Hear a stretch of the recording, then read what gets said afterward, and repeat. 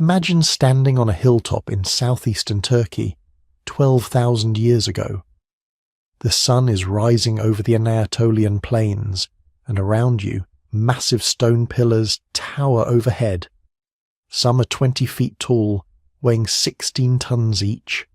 They're arranged in perfect circles, their surfaces carved with intricate reliefs of animals, foxes, scorpions, vultures, snakes. The craftsmanship is breathtaking. And here's what makes your mind spin. Nothing like this should exist yet. Not for thousands of years. Because 12,000 years ago, humans weren't supposed to build temples. They weren't supposed to build anything permanent at all. They were hunter-gatherers, moving from place to place, living in temporary camps, following the herds. No agriculture, no pottery, no metal tools, no wheel, no written language. Just small groups of people trying to survive in a world that had recently emerged from an ice age.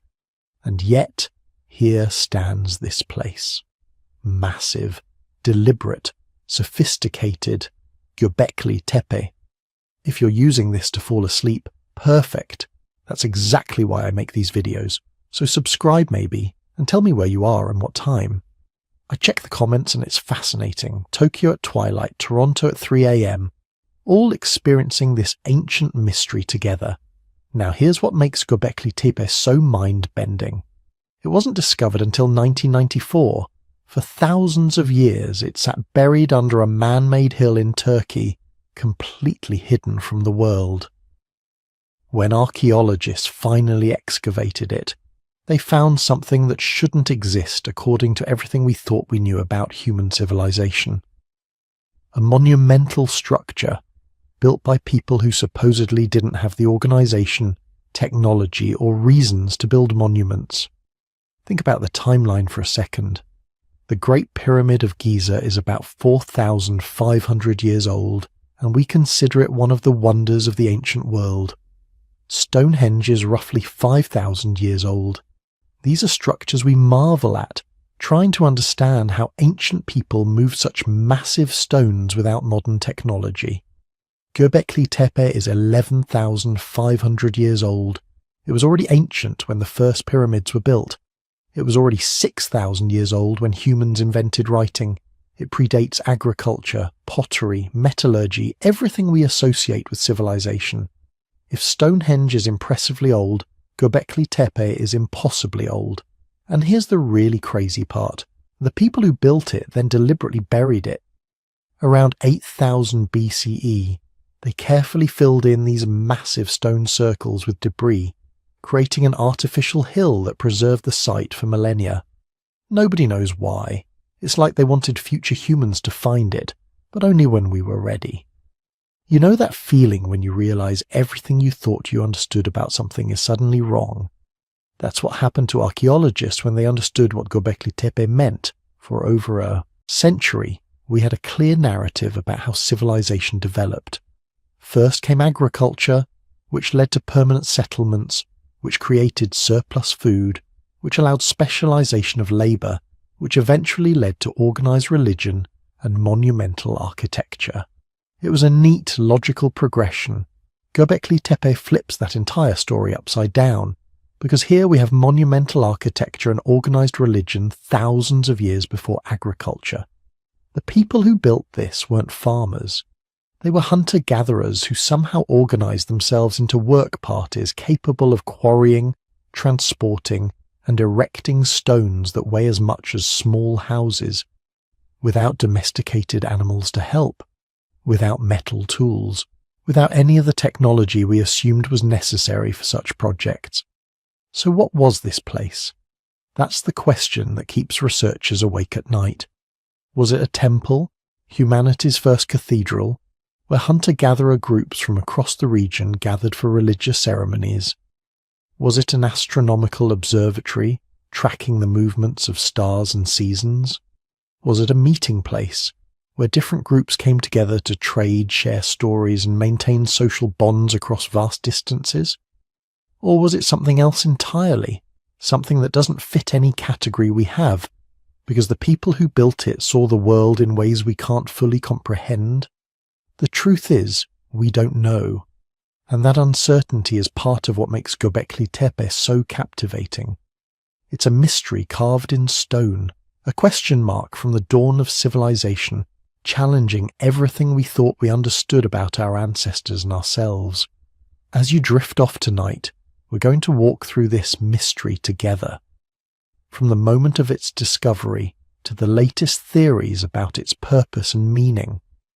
We'll explore what life was like for the people who built it, examine the incredible carvings they left behind, and confront the profound questions this site raises about human nature, creativity, and our drive to create something lasting, something meaningful, something that reaches across thousands of years to touch us today. Because Göbekli Tepe isn't just about ancient stones, it's about us, about what it means to be human. Picture southeastern Turkey in the early 1990s, rolling hills covered in dry grasses, scattered with limestone outcrops that poke through the earth like broken teeth.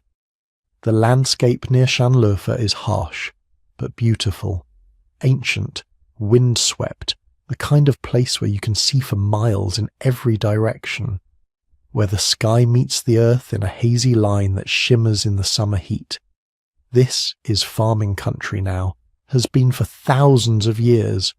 Wheat fields stretch across valleys that have been cultivated since humans first figured out how to convince wild grasses to grow where they wanted. But underneath all that agricultural history, something much older was waiting.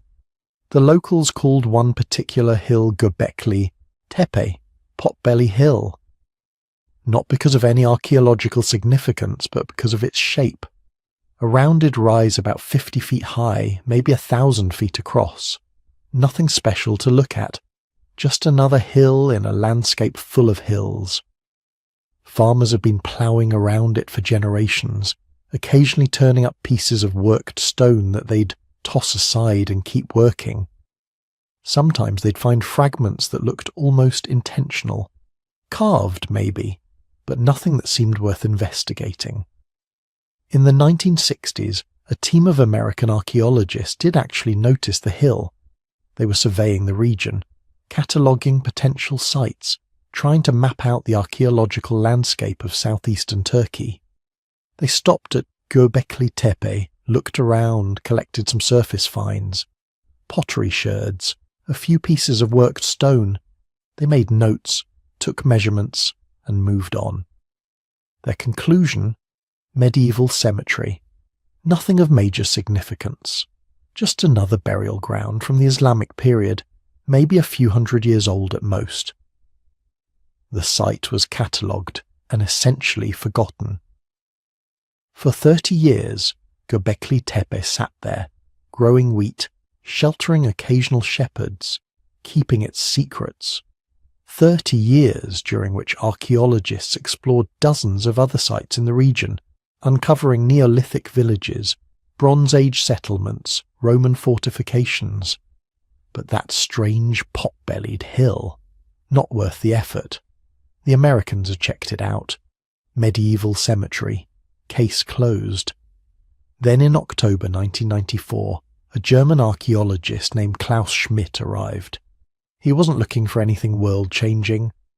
He was just following up on old surveys, checking sites that had been catalogued decades earlier to see if modern archaeological techniques might reveal anything new. Schmidt was an expert in the Neolithic period, the critical window of human history when we transitioned from hunting and gathering to farming and settlement. He'd spent years excavating Neolithic sites across the Middle East. He knew what to look for.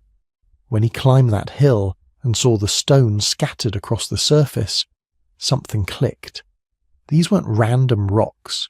They weren't crude medieval grave markers.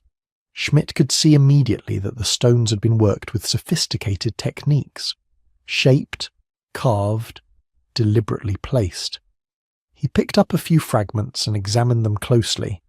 The workmanship was extraordinary, too refined for a medieval cemetery, too purposeful for a random collection of stones. And then he saw the first carved reliefs, not complete pieces, just fragments visible in the plough soil.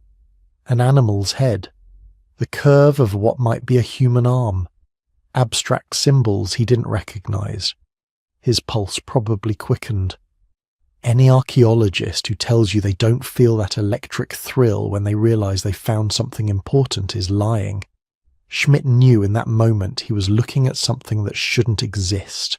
Not here, not at this depth, not with this level of sophistication. He began excavation that same year.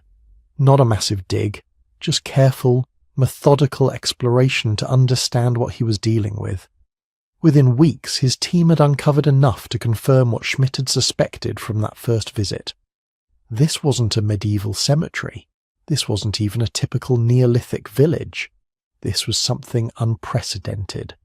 Stone pillars, massive ones, some standing 15 feet tall and weighing 10 tons or more, arranged in circles, covered with elaborate carvings, and buried deliberately, carefully, as if someone wanted to preserve them for eternity. The emotional impact on Schmidt was profound. He described it later in interviews, trying to convey what it felt like to stand among those stones for the first time, to realize he was looking at architecture that predated everything he'd been taught was possible. He said it was like discovering a cathedral in a world where everyone assumed humans were still living in caves, like finding a symphony written in an age when people supposedly hadn't invented musical instruments yet. Before we go further into what Schmidt found, I want to ask you something. If you're listening to this right now, wherever you are in the world, would you leave a comment telling me where you're watching from and what time it is for you? I love knowing that these stories about our shared human past are reaching people everywhere, at all hours. Maybe you're drifting off to sleep in Tokyo. Maybe you're working a night shift in Sao Paulo. Maybe you're having breakfast in Oslo. Wherever you are, whatever time it is, thank you for being here. Schmidt spent the next 20 years of his life at Göbekli Tepe. Every summer, from 1995 until his death in 2014, he returned to that windswept hill and carefully, patiently, uncovered more of its secrets. He wasn't rushing. You can't rush work like this. Every stone had to be documented, photographed, measured, every layer of soil analysed, every fragment of charcoal collected for radiocarbon dating. The work was painstaking. Summer temperatures in southeastern Turkey can hit 110 degrees Fahrenheit. The site had no shade, no natural water source. Everything had to be brought in. Every tool, every piece of equipment, every drop of water for the crew. The stones themselves were massive, requiring specialised equipment just to expose them without damage. And the carvings, those incredible reliefs of animals and symbols, they were so detailed that cleaning them required dental tools and soft brushes, hours of work for every square foot. But Schmidt never wavered. He understood the magnitude of what he'd found. He knew this site had the potential to rewrite human history, to fundamentally change our understanding of when and how civilization began. That kind of knowledge doesn't come from quick excavations and hasty conclusions. It comes from decades of careful work, from patience and precision and an almost obsessive attention to detail. His team expanded gradually. Turkish archaeologists joined the effort. Students came from universities across Europe and the Middle East. Specialists in everything from ancient stoneworking techniques to prehistoric symbolism contributed their expertise. Göbekli Tepe became one of the most important active archaeological sites in the world, and Schmidt was its guardian, its interpreter, its most passionate advocate. He gave countless interviews trying to convey the significance of the site. He published papers. He guided other researchers through the stone circles, pointing out details that would take an untrained eye hours to notice. He fought for funding, for protection of the site, for recognition that what lay beneath Potbelly Hill was humanity's heritage, something that belonged to everyone. Schmidt described the experience of working at Göbekli Tepe as almost transcendent. He said there were moments, usually early in the morning before the heat became unbearable, when he'd stand alone among the pillars and feel connected to the people who had built them. Not in some mystical sense, but in a profoundly human way. These were people like us, he said. They had hopes and fears and dreams. They created something beautiful because they wanted to, because they needed to, because something in their culture demanded monumental expression. The tragedy is that Schmidt died before the excavation was complete. In July 2014, he suffered a heart attack while swimming. He was only 61. The work continues without him, but those who knew him say Göbekli Tepe lost its soul when Schmidt passed. He had lived with those stones for 20 years. He knew every pillar, every carving, every strange symbol. He had theories about what it all meant, ideas he was still developing, questions he was still pursuing. But what Schmidt left behind was extraordinary.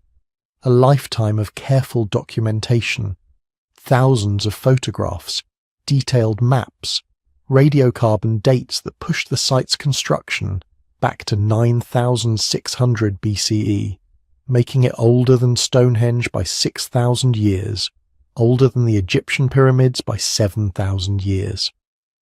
He left behind proof that everything we thought we knew about the origins of civilization was wrong. The hill Schmidt climbed in 1994 wasn't hiding a medieval cemetery. It was hiding humanity's first monumental architecture, the first evidence that we were capable of creating something beautiful, something permanent, something that would last for millennia. And now it was time for the world to understand what that meant. Picture yourself standing at the edge of a limestone quarry 11,600 years ago. You're a hunter-gatherer. Your people move with the seasons, following game herds and wild grain harvests. Your tools are stone and wood. Your shelter is temporary. Your entire worldly possessions can be carried on your back. Now look down into that quarry and imagine carving out a single block of limestone weighing 50 tons. Not 50 pounds, 50 tons. That's roughly the weight of 7 full-grown elephants, or about 50 modern automobiles stacked together, and you're going to do this with stone tools. No metal, no wheels, no draft animals. Then you're going to move it half a mile uphill and stand it upright with such precision that it will still be standing 11,000 years later. Impossible, right? Except that's exactly what they did. Not once, but dozens of times. Not for shelter, not for defense, but for something else entirely. Something that mattered so much they were willing to invest thousands of hours of backbreaking labor into creating it. Göbekli Tepe isn't just ancient.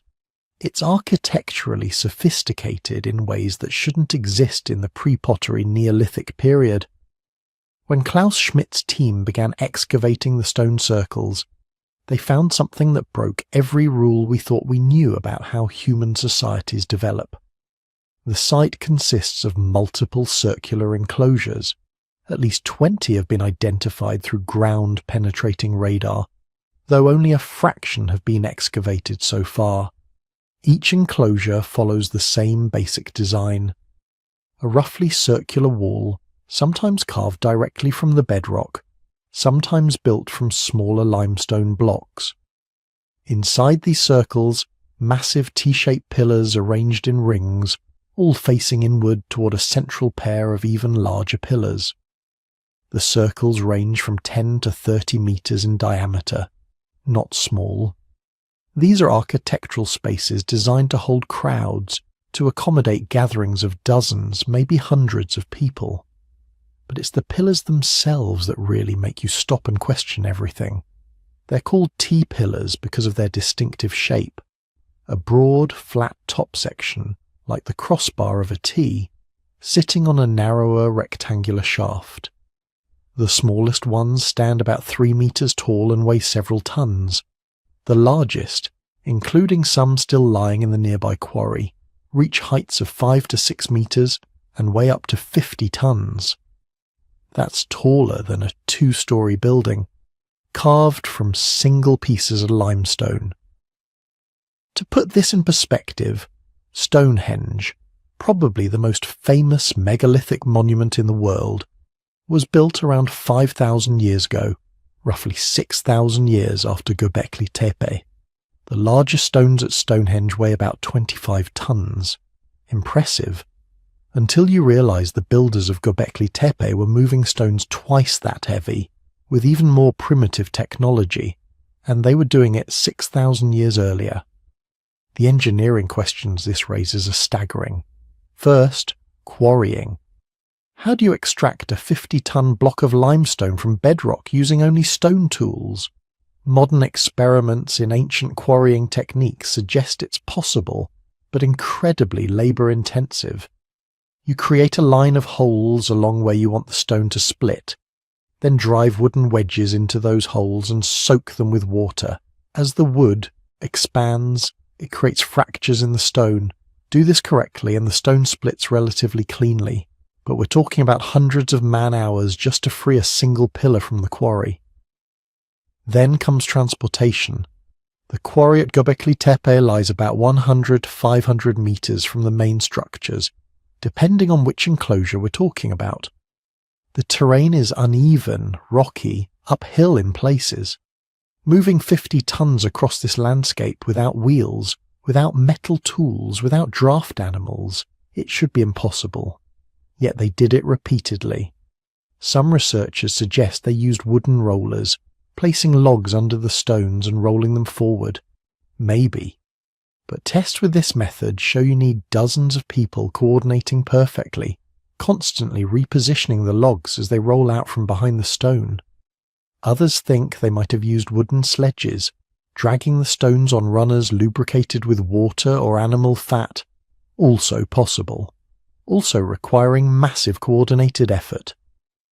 The most conservative estimates suggest moving a 50-ton pillar would require at least 500 people pulling in unison. That's not a family group. That's not even a single band of hunter-gatherers. That's a massive coordinated labour force, all working together, all fed and organised for a project that might take weeks or months. But getting the stones to the site was only the beginning. Then you had to stand them upright. Think about the physics for a moment. A 50-ton pillar, 5 metres tall, lying on the ground. You need to lift one end, pivot it up, and drop it into a prepared socket in the bedrock without it breaking or falling on anyone. Modern engineers would use cranes, computer-calculated lifting points, steel cables. The builders of Göbekli Tepe had none of these things. They probably used earthen ramps, pile dirt and stones against one side of the pillar, creating a ramp. Use that ramp to gradually lever the pillar up, probably with wooden beams serving as levers. As the pillar rises, you build up the ramp higher, lever it some more, build higher, until finally the pillar is vertical enough to drop into its socket. Then you carefully remove the ramp without disturbing the pillar. It's theoretically possible. It's also terrifyingly dangerous and requires precise coordination among large groups of workers. And they didn't just stand these pillars up randomly. They positioned them with architectural precision. The pillars in each circle are evenly spaced, arranged in perfect rings. The central pillar pairs are positioned exactly in the centre of each enclosure, facing each other. This required planning. Someone had to design these spaces before construction began. Someone had to measure, calculate, coordinate. This is architecture, not just piling up stones. This is intentional spatial design at a level we didn't think existed 11,600 years ago.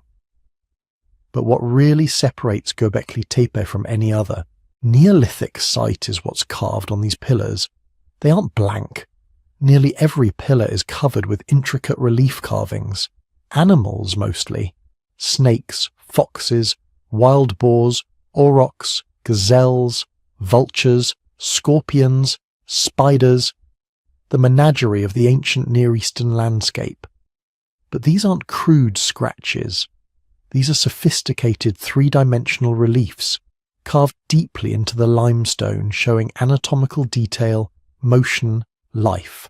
Some animals appear to be stalking, others are shown in aggressive postures, some seem to be interacting with each other. The foxes are particularly common, nobody knows why. They appear on multiple pillars across different enclosures, sometimes in groups, always rendered with careful attention to detail. The vultures are disturbing, massive birds with outstretched wings, carved so they seem to leap off the stone. In several cases, the vultures appear to be carrying human heads. This imagery would show up later in nearby Neolithic settlements where bodies were deliberately exposed to vultures as part of funerary practices. Was Göbekli Tepe connected to death rituals? Maybe. The evidence is suggestive but not conclusive. Then there are the abstract symbols, H-shapes, C-shapes, circles, crescents, arrangements of lines and dots that might be counting systems or might be purely decorative. We don't know. They don't match any later writing systems. They might be proto-writing, the earliest human attempts to record information symbolically. Or they might be religious symbols whose meanings died with the people who carved them. Some researchers think they might be astronomical. Several of the symbol arrangements could represent constellations as they would have appeared in the night sky 11,600 years ago. Others think they're calendrical, marking seasonal cycles important for hunting or gathering. Without more context, we're left guessing. But the most intriguing carvings are on the central pillars themselves. These largest pillars, the ones standing in the centre of each enclosure, they have something the others don't. Anthropomorphic features. Not faces exactly, but suggestions of human form. Arms carved in relief on the sides of the pillars, bent at the elbows, hands positioned at the front. Belts carved around the narrow shaft of the T, sometimes with foxtails hanging from them, sometimes with other objects that might be tools or weapons. In one enclosure, one of the central pillars has what appears to be a loincloth carved below the belt. These pillars were meant to represent something human, or at least humanoid. They stand taller than the surrounding pillars, positioned centrally, facing each other like sentinels, or perhaps like ceremonial participants frozen in stone. Some researchers interpret these central pillars as representing ancestors or deities. Others think they might represent the participants in whatever rituals took place in these enclosures, permanent stone witnesses to temporary human gatherings. A few have suggested they represent a creation myth, two primordial beings from whom all else descended. We don't know, but the intentionality is clear. These weren't just pillars. They were meant to be seen as presences, entities with humanoid form presiding over whatever happened in these stone circles. The whole complex at Göbekli Tepe covers an area of about 9 hectares, though most of it remains unexcavated. The enclosures that have been revealed were built in stages over roughly 1,500 years, layer after layer of construction, each generation adding new enclosures or modifying existing ones. Then, around 10,000 years ago, they deliberately buried everything, filled in the enclosures with rubble and dirt, covering the pillars completely. Not destruction, preservation, as if they wanted to seal these structures away, protect them, or perhaps conclude whatever purpose they had served. This deliberate burial is why Göbekli Tepe survived.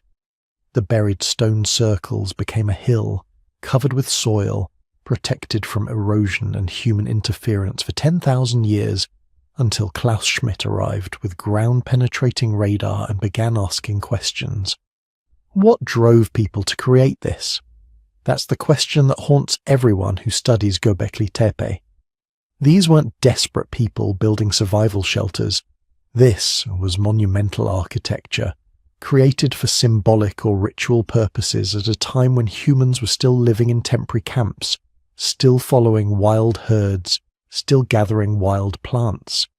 They invested thousands of hours of labour, coordinated hundreds of workers, solved engineering problems that wouldn't be tackled again for thousands of years, all for something intangible, something that mattered more than comfort or convenience, something that was worth the impossible effort of moving 50-ton stones and carving entire landscapes into religious or ceremonial space. We stand at Göbekli Tepe today, and we're forced to confront an uncomfortable truth. These people, 11,600 years ago, weren't primitive. They were sophisticated, organized, capable of abstract thought and monumental ambition.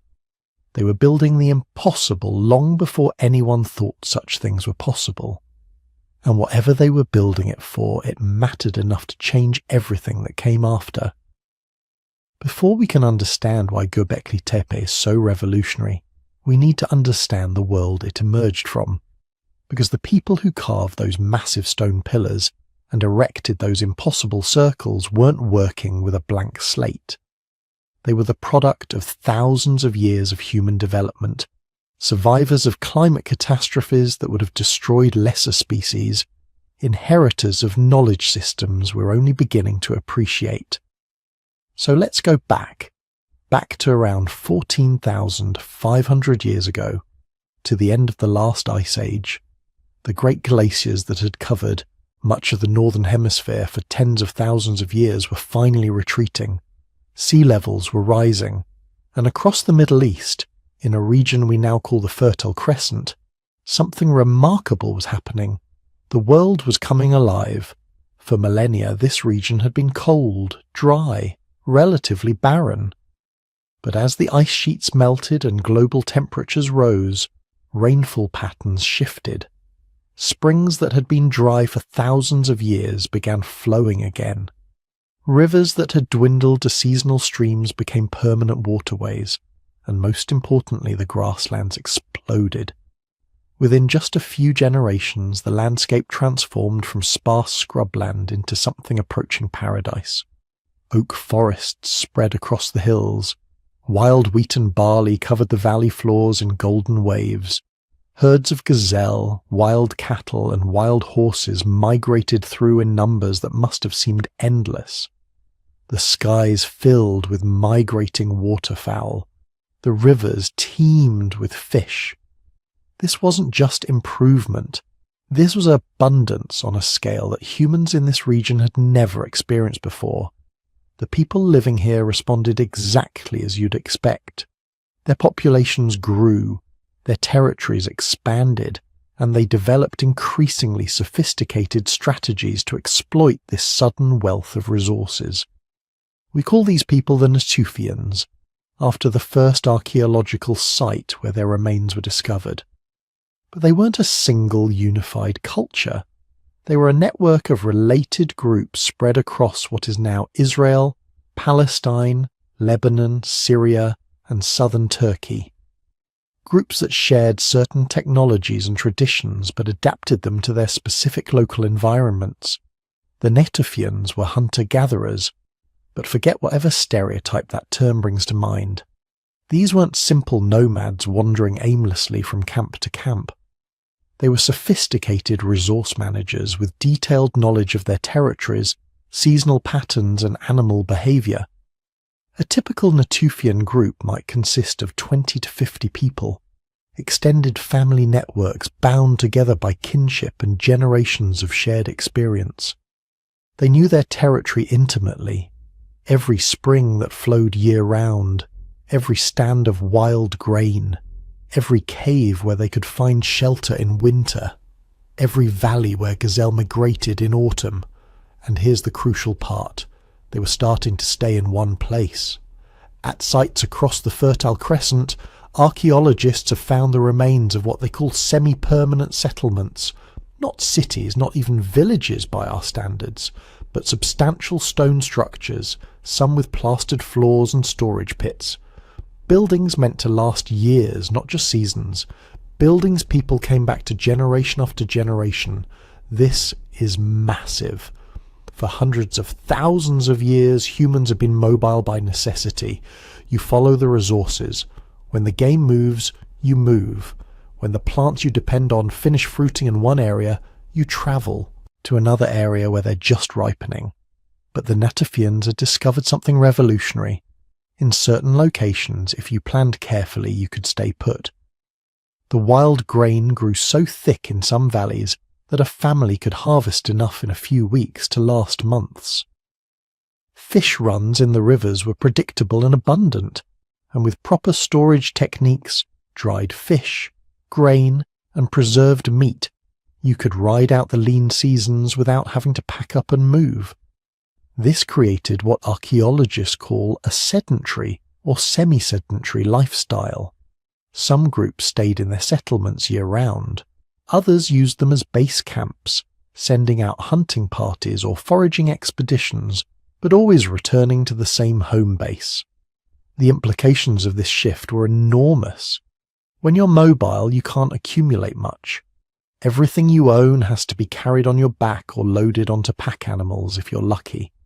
But when you stay in one place, even part-time, suddenly you can invest in infrastructure, storage pits, grinding stones for processing grain, better shelters, more elaborate toolkits. The Natufians took full advantage.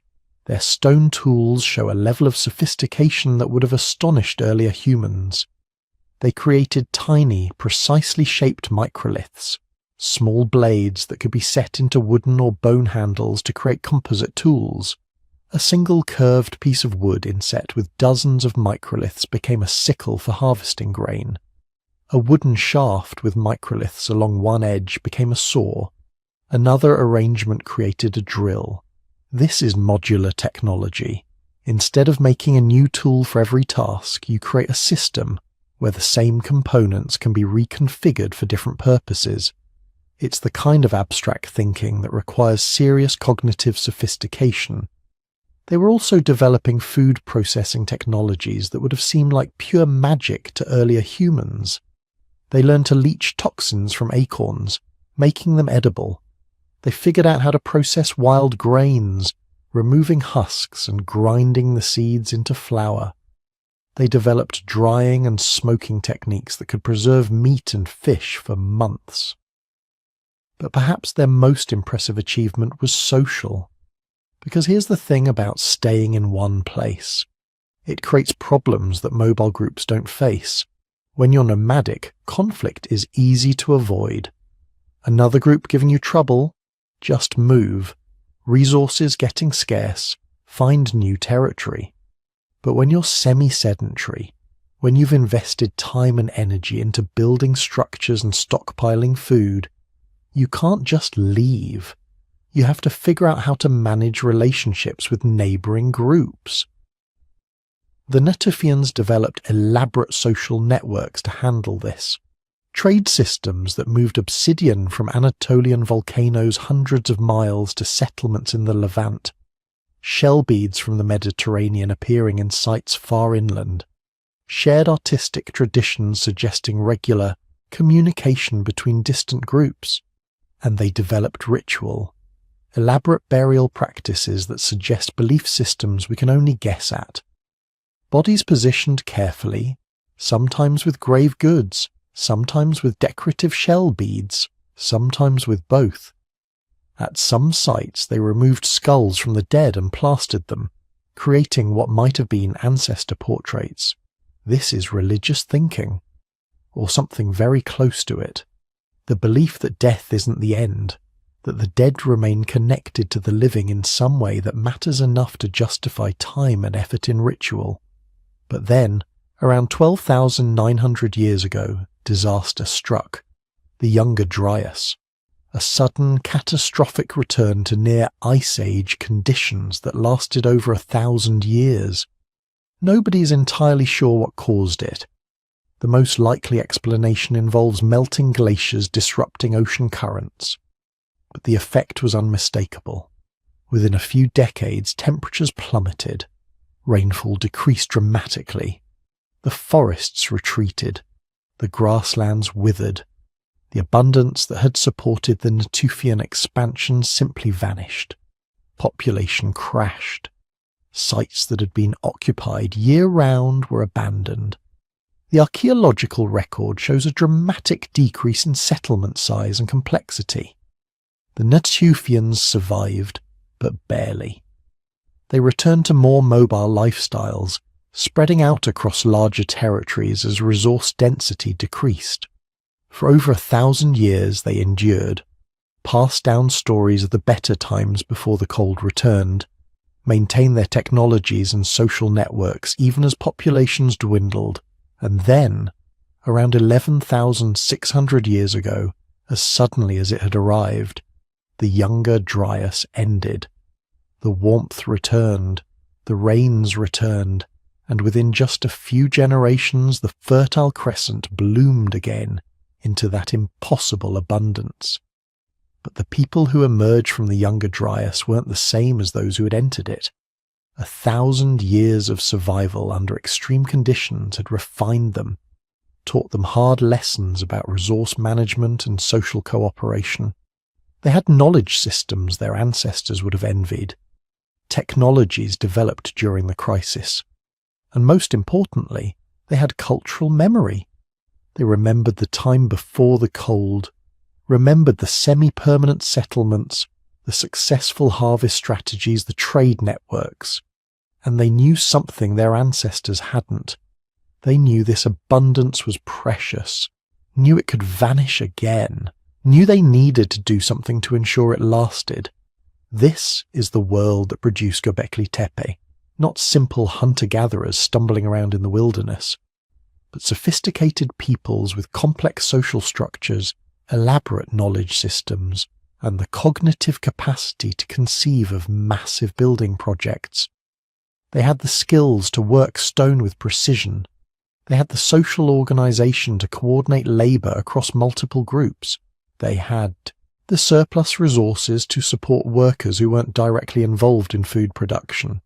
And they had something else, something we can only guess at from the archaeological evidence. A belief system powerful enough to motivate hundreds or thousands of people to invest decades of labor into creating something that served no obvious practical purpose.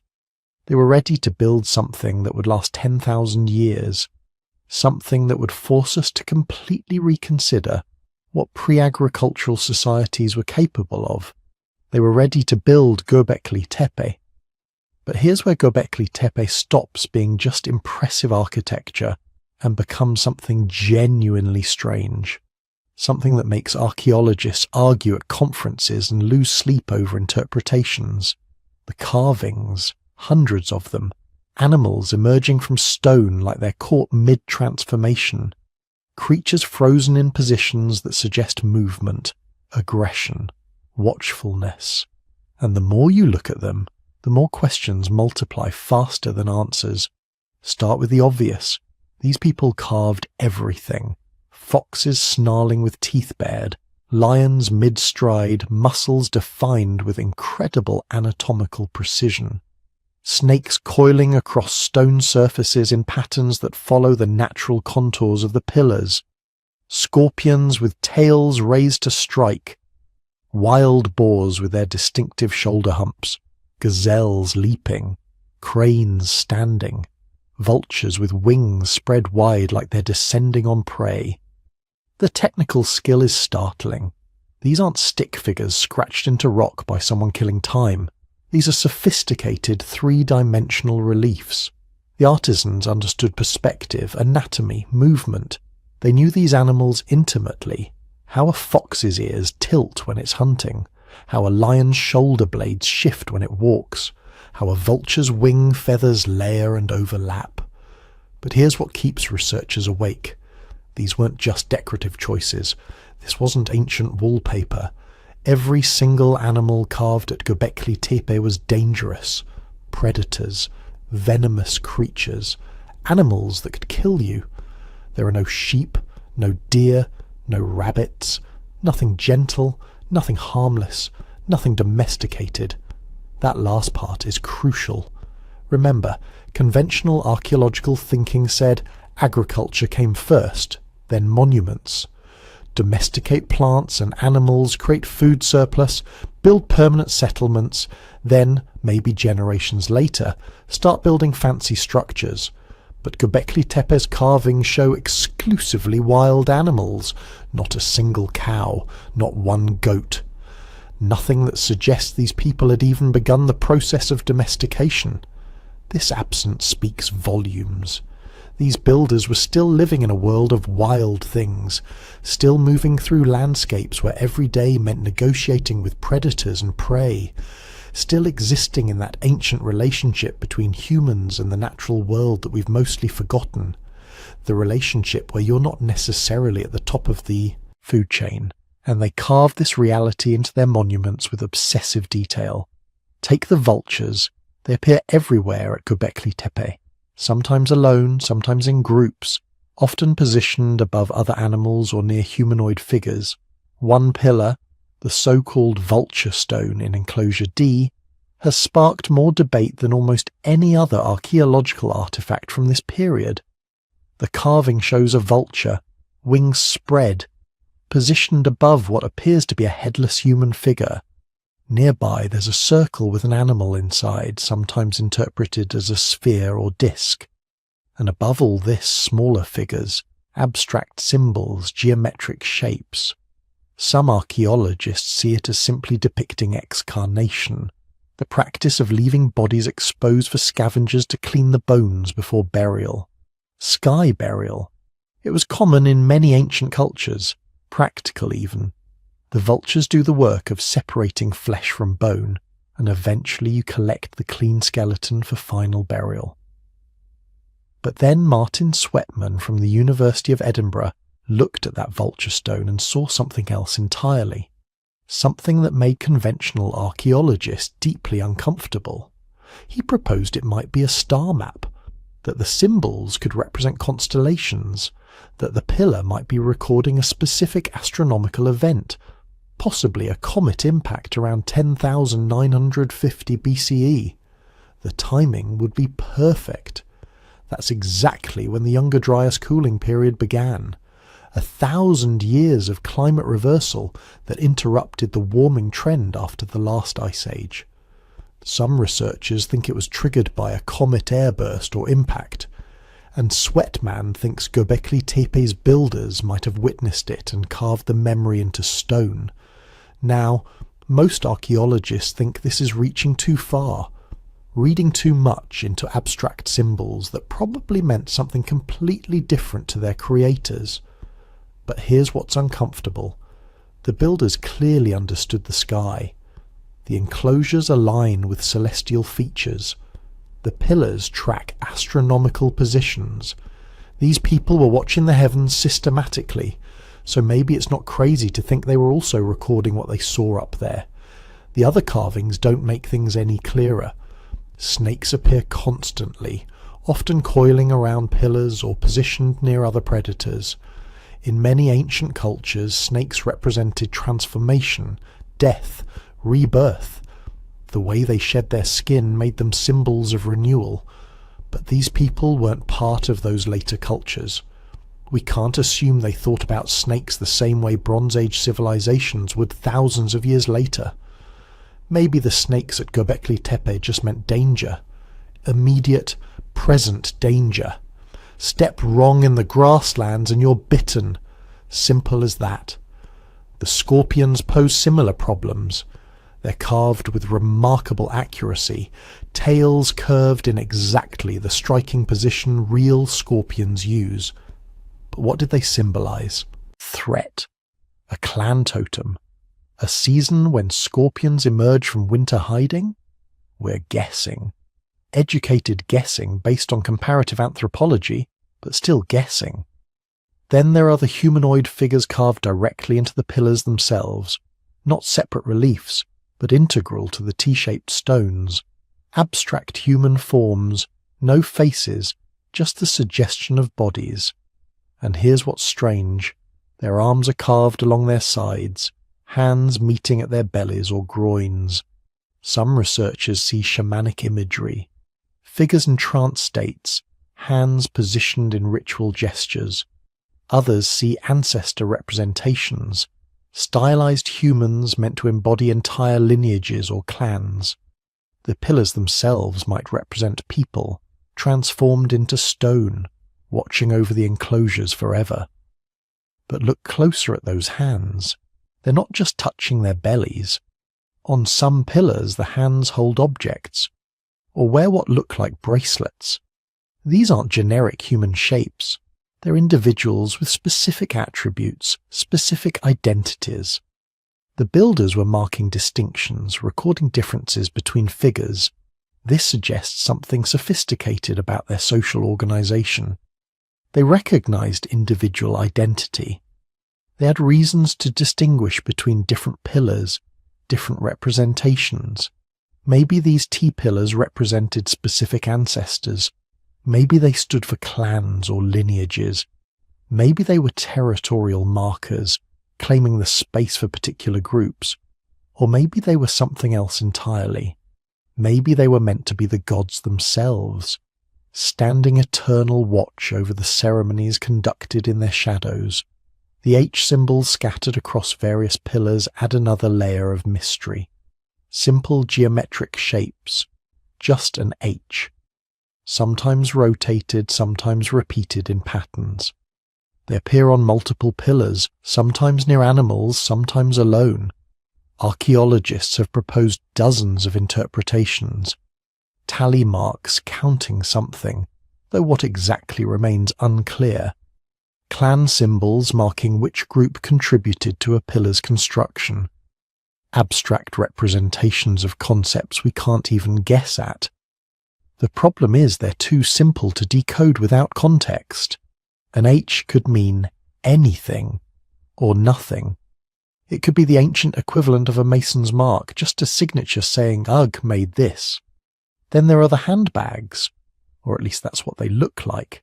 Carved objects held by some of the humanoid figures, rectangular shapes with handles. They appear in similar form at other ancient sites across the Middle East, which suggests they meant something consistent across cultures. But what? Some researchers think they represent buckets for ritual purposes. Others see them as symbolic objects, representations of concepts rather than actual containers. A few bold interpreters suggest they might be knowledge containers, symbolic representations of wisdom, or information being passed down. The geometric patterns are equally cryptic. Circles, lines, zigzags, crosshatches. Some form obvious patterns, others seem random, almost like doodling. But nothing at Göbekli Tepe seems accidental. The level of planning evident in the architecture suggests every carving was intentional. So maybe these abstract symbols encoded information. Maybe they were proto-writing, a way of recording concepts before true writing emerged. Maybe they marked sacred meanings that required years of training to interpret. Or maybe they were simply decorative, patterns that looked right to eyes that saw the world very differently than we do. The animal imagery, though, that keeps coming back. Because whatever else these carvings meant, they clearly represented a specific world view, a way of understanding humanity's place in nature. These weren't pastoral images. There's nothing peaceful about Göbekli Tepe's animal kingdom. Everything carved into these pillars could kill you. Everything demanded respect, caution, skill. The builders surrounded themselves with predators and venomous creatures. They built their gathering place as a stone zoo of dangers. This might reflect totemic beliefs. Many hunter-gatherer societies organized themselves around animal totems, claiming descent from or spiritual connection to specific creatures. The fox clan, the scorpion people, the vulture lineage. Göbekli Tepe's enclosures might represent different totemic groups, each building their own sacred space decorated with their spiritual animals. Or maybe it was shamanic. Maybe these were the animals encountered during trance states, spirit journeys, altered consciousness experiences. The predators you met when you crossed into the other world. The guides and challengers that tested initiates during ritual ordeals. But there's another possibility, a simpler one. Maybe these carvings were memory, a way of preserving knowledge about the animals that shared their world. teaching tools carved in stone, showing the next generation what foxes look like when they hunt, how scorpions position their tails before striking, which vultures descend on the dead. In a world without writing, without photography, without any way to record information except stone and story, these carvings become encyclopedias, permanent records of the natural world as they experienced it. And maybe that's what makes them so powerful. These aren't just religious symbols or artistic expressions. They're evidence of people trying desperately to capture their reality and make it permanent. To take everything important, everything dangerous, everything worth remembering, and transform it into stone that would last forever, they succeeded. 11,000 years later, their foxes still snarl, their vultures still spread their wings, their snakes still coil through stone. The animals speak across millennia, telling us about a world we've lost, about people who lived so close to wild things they could carve their every muscle from memory. But what they were actually, saying what these symbols really meant to their creators, that remains locked in silence. We can catalogue the carvings, measure their dimensions, compare them to other sites. We can propose theories and build interpretations, but the true meaning, the actual thoughts in the minds of the artists who shaped these creatures from limestone, that's gone. Lost to time like everything else about these mysterious builders, except the stones themselves, still standing, still covered in predators, still guarding whatever secrets they were meant to protect. So here's the question that keeps archaeologists arguing late into the night. What was Göbekli Tepe actually for? Klaus Schmidt, the archaeologist who dedicated his life to excavating the site, had a clear answer. It was a temple, pure and simple. A sacred sanctuary built by hunter-gatherers who had no villages, no agriculture, no permanent settlements. Just an overwhelming need to create something holy. Schmidt's interpretation was based on decades of evidence. No residential structures, no hearths for cooking daily meals, no storage facilities, no trash middens full of broken pottery and discarded tools, nothing that would suggest people actually lived at Göbekli Tepe. Instead, what he found was monumental architecture on a scale that defied logic. Massive stone circles arranged with mathematical precision, pillars carved with sacred animals and mysterious symbols, floors kept meticulously clean, almost ceremonially pure. This wasn't a place where people lived their everyday lives. This was somewhere they went to touch the divine. Schmidt called it humanity's first cathedral, a place built specifically and exclusively for ritual purposes. Imagine that. Hunter-gatherers who are supposed to be struggling just to survive, spending years, maybe decades, quarrying 15-ton pillars and carving them with elaborate designs, all to create a space where they could gather and perform ceremonies we can barely imagine. But here's where it gets complicated, because not everyone agrees with Schmidt's interpretation, and the evidence, as it always does, tells multiple stories depending on how you look at it. Some archaeologists point to the animal bones, thousands of them scattered around the enclosures, gazelle, aurochs, wild sheep, birds, the remains of what must have been enormous feasts. Chemical analysis of the stone vessels found at the site shows residues of fermented beverages. These people weren't just performing quiet rituals, they were throwing parties, massive communal gatherings involving hundreds, maybe thousands of people, all eating, drinking and celebrating together. This has led some researchers to argue that Göbekli Tepe was less a temple and more a gathering place, a neutral ground where different hunter-gatherer bands could meet, trade, share information, arrange marriages, settle disputes. The ritual aspects were real, certainly, but they served a practical purpose.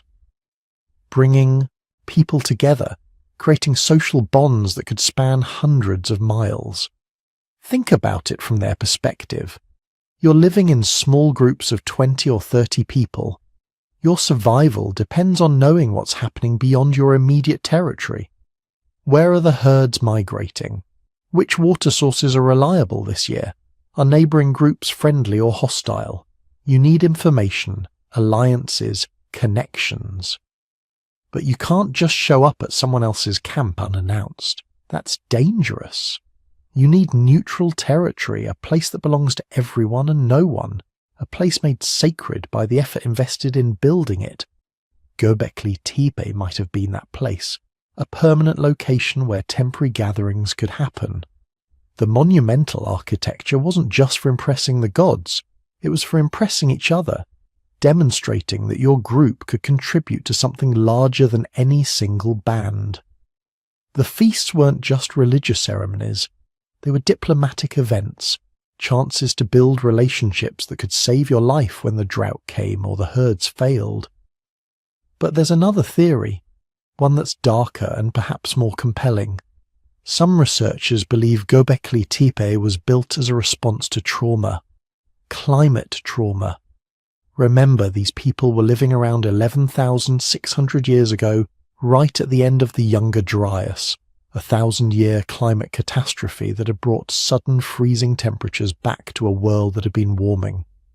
For a millennium, their ancestors had watched the environment deteriorate, forests dying, grasslands shrinking, animals disappearing. Then, just as suddenly, around 11,600 years ago, it ended. Temperatures shot up. Within decades, maybe even years, the world transformed. Rain returned, vegetation exploded, animal populations recovered. But people who've lived through trauma don't just forget. They create ways to remember, to process, to make sense of what happened. They build monuments. This theory suggests Göbekli Tepe was humanity's first memorial, a massive stone prayer that such disasters would never happen again. The animals carved on the pillars weren't random decorations. They were reminders of the species that had sustained their ancestors through the crisis. The geometric symbols might have been attempts to encode knowledge, to preserve information about survival strategies in permanent form. The fact that the site was built on a hilltop suddenly makes sense. High ground, a place safe from floods, a location where you could see danger coming from miles away. The massive effort invested in construction becomes an act of collective healing, groups working together to create something permanent in a world that had proven devastatingly temporary. And then there's the astronomical hypothesis. Several researchers have noted that the stone circles at Göbekli Tepe seem to be aligned with celestial events. The positioning of pillars might correspond to the rising and setting points of significant stars or constellations as they appeared 11,600 years ago. Some argue the entire complex functioned as an ancient observatory, a place where people gathered to track the movements of celestial bodies. This wouldn't be unusual. Hunter-gatherers around the world have sophisticated astronomical knowledge. They need it. The stars tell you when to expect seasonal changes, when animals will migrate, when plants will fruit. If you're coordinating gatherings of multiple groups across vast territories, you need a shared calendar. And what better way to create one than by building permanent stone markers aligned with the sky? But perhaps the most mysterious aspect of Göbekli Tepe isn't what happened there, but what happened to it. Because the site wasn't destroyed by enemies or abandoned to decay. It was deliberately, carefully, almost lovingly buried. Generation after generation, the people who built Göbekli Tepe filled in their own structures. They brought thousands of tons of earth and rubble. They covered the carved pillars, the stone circles, the floors where their ancestors had gathered. They didn't destroy anything. They preserved it, creating perfect time capsules that would survive for 12,000 years. Then they built new enclosures on top and eventually buried those too. This pattern repeated over and over for more than a millennium. Why? Some archaeologists think it was ritual closure, a way of sealing off sacred spaces when their religious function had been fulfilled. Like building a tomb for a temple, Others suggest it was practical. As the society evolved and new groups rose to prominence, they needed to establish their own sacred spaces, not just inherit their ancestors' shrines. But there's another possibility, one that's both more mundane and more profound. Maybe they were covering the old circles because they were building villages, because they were transitioning from mobile hunter-gatherers to settled farmers, because the world that had created Göbekli Tepe was ending, replaced by something new. The intentional burial happens to coincide with the first evidence of permanent settlements in the region, of systematic agriculture, of pottery and animal domestication, all the markers of the Neolithic revolution. It's as if once people started living in one place, they no longer needed this massive gathering site. The old ways were literally being buried by the new. And maybe that's what Göbekli Tepe really was. Not a temple or an observatory or a meeting place, not any single thing, but all of these at once. A site that evolved over centuries, serving different purposes at different times for different groups. A place that was sacred and practical, religious and social, public and mysterious. Because here's what the evidence really shows. No one lived at Göbekli Tepe permanently. The lack of residential structures makes that clear. But thousands of people visited. The animal bones, the feast remains, the worn floors prove that. They came seasonally, probably during specific times of year when multiple groups could gather. They brought offerings, held ceremonies, shared meals, conducted business, arranged alliances. They carved new symbols into the pillars, each generation adding its own marks to the stone. And when they left it clean, ready for the next gathering, ready for the next ceremony, ready to remain sacred until the world changed so much that even sacred places had to be put to rest. That deliberate burial tells us something profound about the people who built Göbekli Tepe. They understood endings. They knew how to let go. When the time came to move on to become something new, they didn't destroy what their ancestors had built. They honored it by preserving it perfectly. They gave it a burial worthy of something holy. 12,000 years later, we're still trying to understand what they created, still debating whether it was temple or monument, observatory or gathering place, still marveling at the sophistication of people we once dismissed as primitive. Maybe that's the real answer. Göbekli Tepe was whatever they needed it to be, and what they needed was something permanent in an impermanent world, something that could hold their dreams, their fears, their knowledge, and their hope, something that would last, and it did. Here's what every history textbook told us for over a century.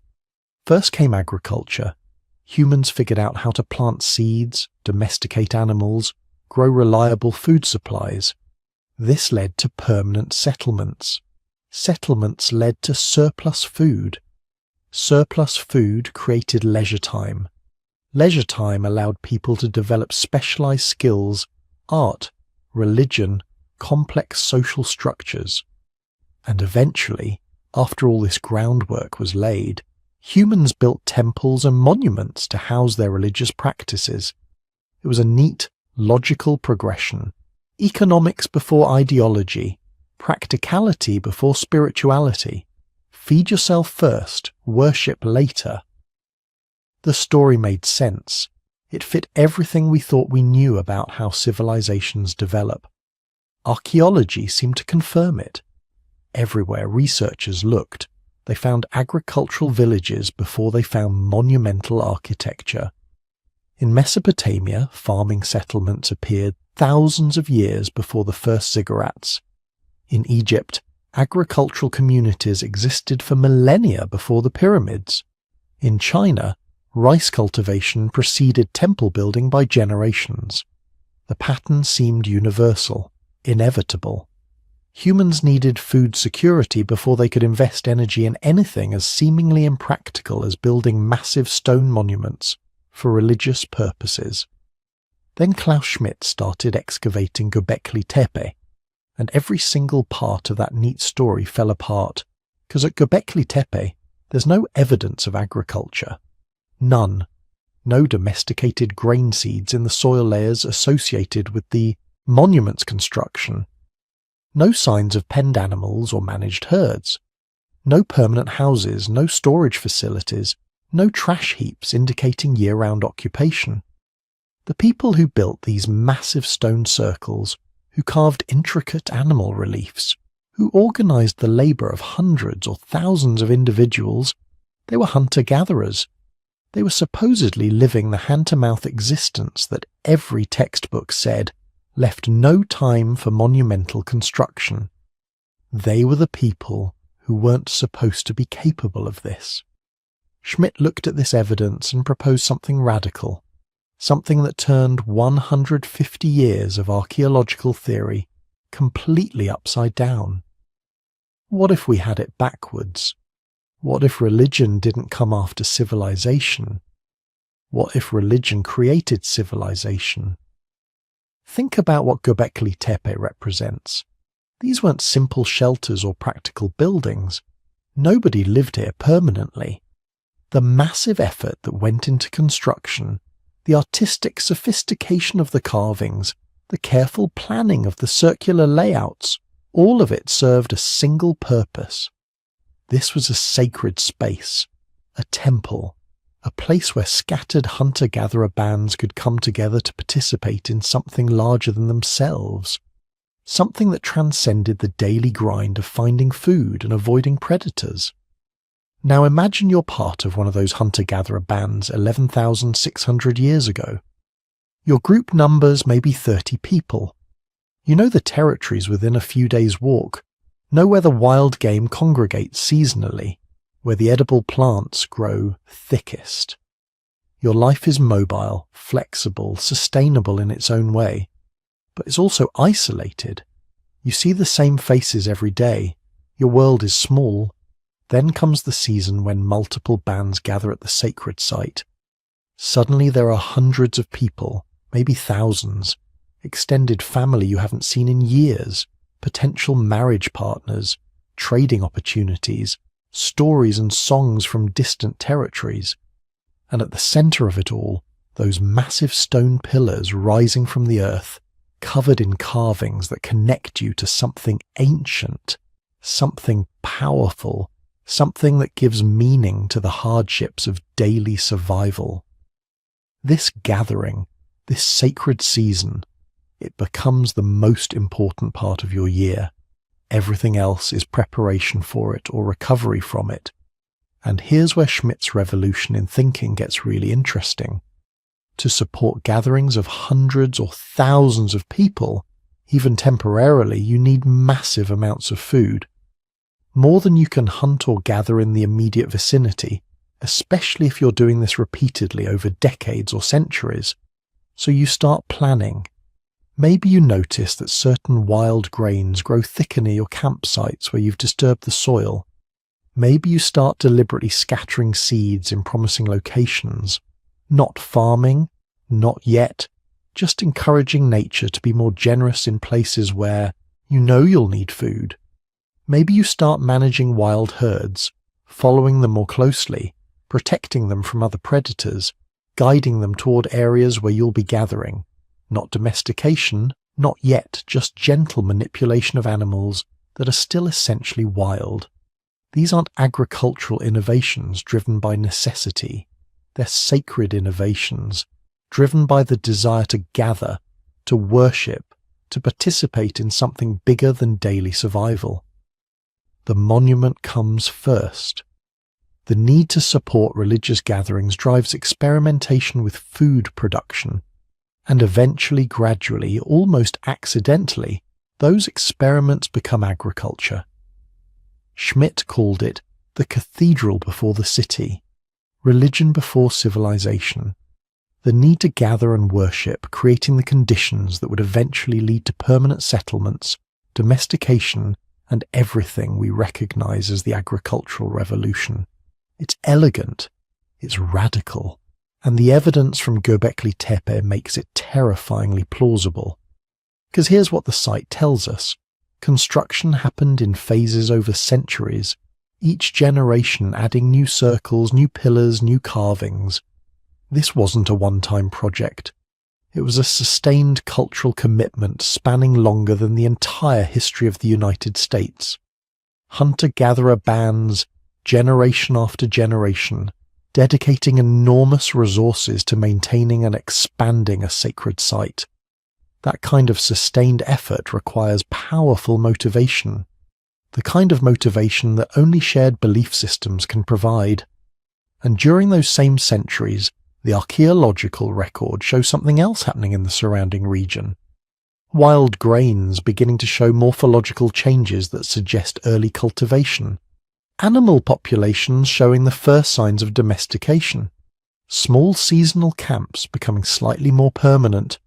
The gradual, almost imperceptible shift from mobile hunter-gatherers to settled farmers. The traditional theory says those agricultural changes happened first, creating the surplus that allowed temple construction. Schmidt's theory says the temple created the need that drove agricultural experimentation. One interpretation makes humans rational economic actors who built temples after securing their food supply. The other makes humans spiritual beings who secured their food supply in order to build temples. Which version is right? The honest answer is we don't know for certain, and that uncertainty is where things get fascinating.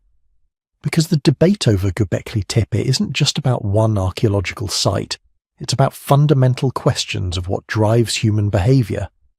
Are we primarily practical creatures who turn to religion and art only after our material needs are met? Or are we primarily meaning-seeking creatures who will endure material hardship in service of spiritual and social needs? Some archaeologists push back against Schmidt's interpretation. They point out that absence of evidence isn't evidence of absence. Just because we haven't found signs of agriculture at Göbekli Tepe doesn't mean the builders weren't practicing some form of cultivation. Plant remains and storage structures might have been located elsewhere, in areas we haven't excavated. The hunter-gatherer groups in this region were living in an unusually rich environment, the northern edge of the Fertile Crescent, where wild resources were abundant. Maybe they were complex hunter-gatherers, sedentary or semi-sedentary groups with enough surplus to support monument building without agriculture. Other researchers suggest we're creating a false dichotomy. Maybe agriculture and monumental construction developed together, each reinforcing the other in a feedback loop. Experimental cultivation providing food for small gatherings, which motivated more ambitious construction projects, which required better food production, which led to more sophisticated agriculture, not one causing the other, but both emerging simultaneously from the same cultural moment. These debates matter because they shape how we understand ourselves. If Schmidt is right, if religion and shared belief really did spark the agricultural revolution, then we're looking at proof that human beings will reorganize their entire way of life in service of abstract ideas, that will develop new technologies, transform our relationship with the environment, abandon sustainable lifestyles that had worked for millennia, all because of stories we tell ourselves about meaning and purpose and the sacred. That's either inspiring or terrifying, depending on your perspective. It means shared belief systems can motivate almost unlimited cooperation and innovation. It also means we're capable of pursuing collective goals even when they might not be in our long-term interest. Agriculture wasn't necessarily an improvement over hunter-gatherer life. Early farmers were less healthy, worked harder, had less diverse diets. But if the drive to gather at sacred sites pushed us toward agriculture, we did it anyway. What Göbekli Tepe teaches us, regardless of which specific interpretation proves correct, is that our ancestors 11,600 years ago were far more sophisticated than we imagined. They were capable of abstract thinking, long-term planning, coordinated action on a massive scale. They could envision something that didn't exist and then bring it into being through sustained collective effort. They understood symbolism, ritual, the power of sacred space to bind communities together across distance and time. They were, in other words, fully human in every sense that matters. Not primitive people taking their first stumbling steps towards civilization, but conscious beings grappling with the same fundamental questions we face today. What makes life meaningful? How do we create connection in a vast world? What legacy will we leave for those who come after? The stones at Göbekli Tepe are their answer, and the fact that those answers still move us, still generate wonder and debate 11,600 years later, suggests they got something profoundly right about what it means to be human. For all the stone, for all the dust, for all the careful measurements and laser scans and radiocarbon dates, Göbekli Tepe is still mostly a ghost. When you see those famous images in documentaries or online, it feels complete. A ring of pillars, carvings in sharp afternoon light, archaeologists brushing dirt from ancient stone. It gives the illusion that we're looking at the whole thing, that the mystery is exposed, but we're not even close. By the most generous estimates, only about 5% of Göbekli Tepe has actually been excavated. 5%. 1/20th of the site. Imagine trying to understand a whole book from a single torn page, or trying to know a city from one street corner. That's the scale we're dealing with here. The rest is still there, under the hill. Thousands of years of backfill and sediment, carefully packed by ancient hands and slowly compressed by time. An entire buried landscape of stone rings, pillars, walls, and who knows what else, hidden just a few meters below the surface. And this raises a question that quietly haunts every conversation about Göbekli Tepe. What are we not seeing yet? Archaeologists suspect that what has been uncovered so far, the iconic enclosure D with its towering central T-pillars, the neighbouring circles with their crowds of animals in stone, may not be the oldest parts of the site. There are hints, tantalising but incomplete, that deeper, older structures may be waiting below those we already know, in ground-penetrating radar surveys, in subtle variations in soil density, in faint circular echoes beneath the current enclosures.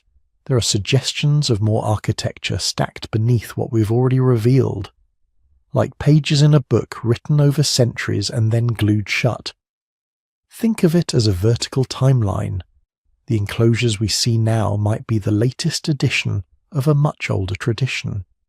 Beneath them, earlier circles, and beneath those perhaps even more primitive stone arrangements, built by people just beginning to experiment with this strange new idea.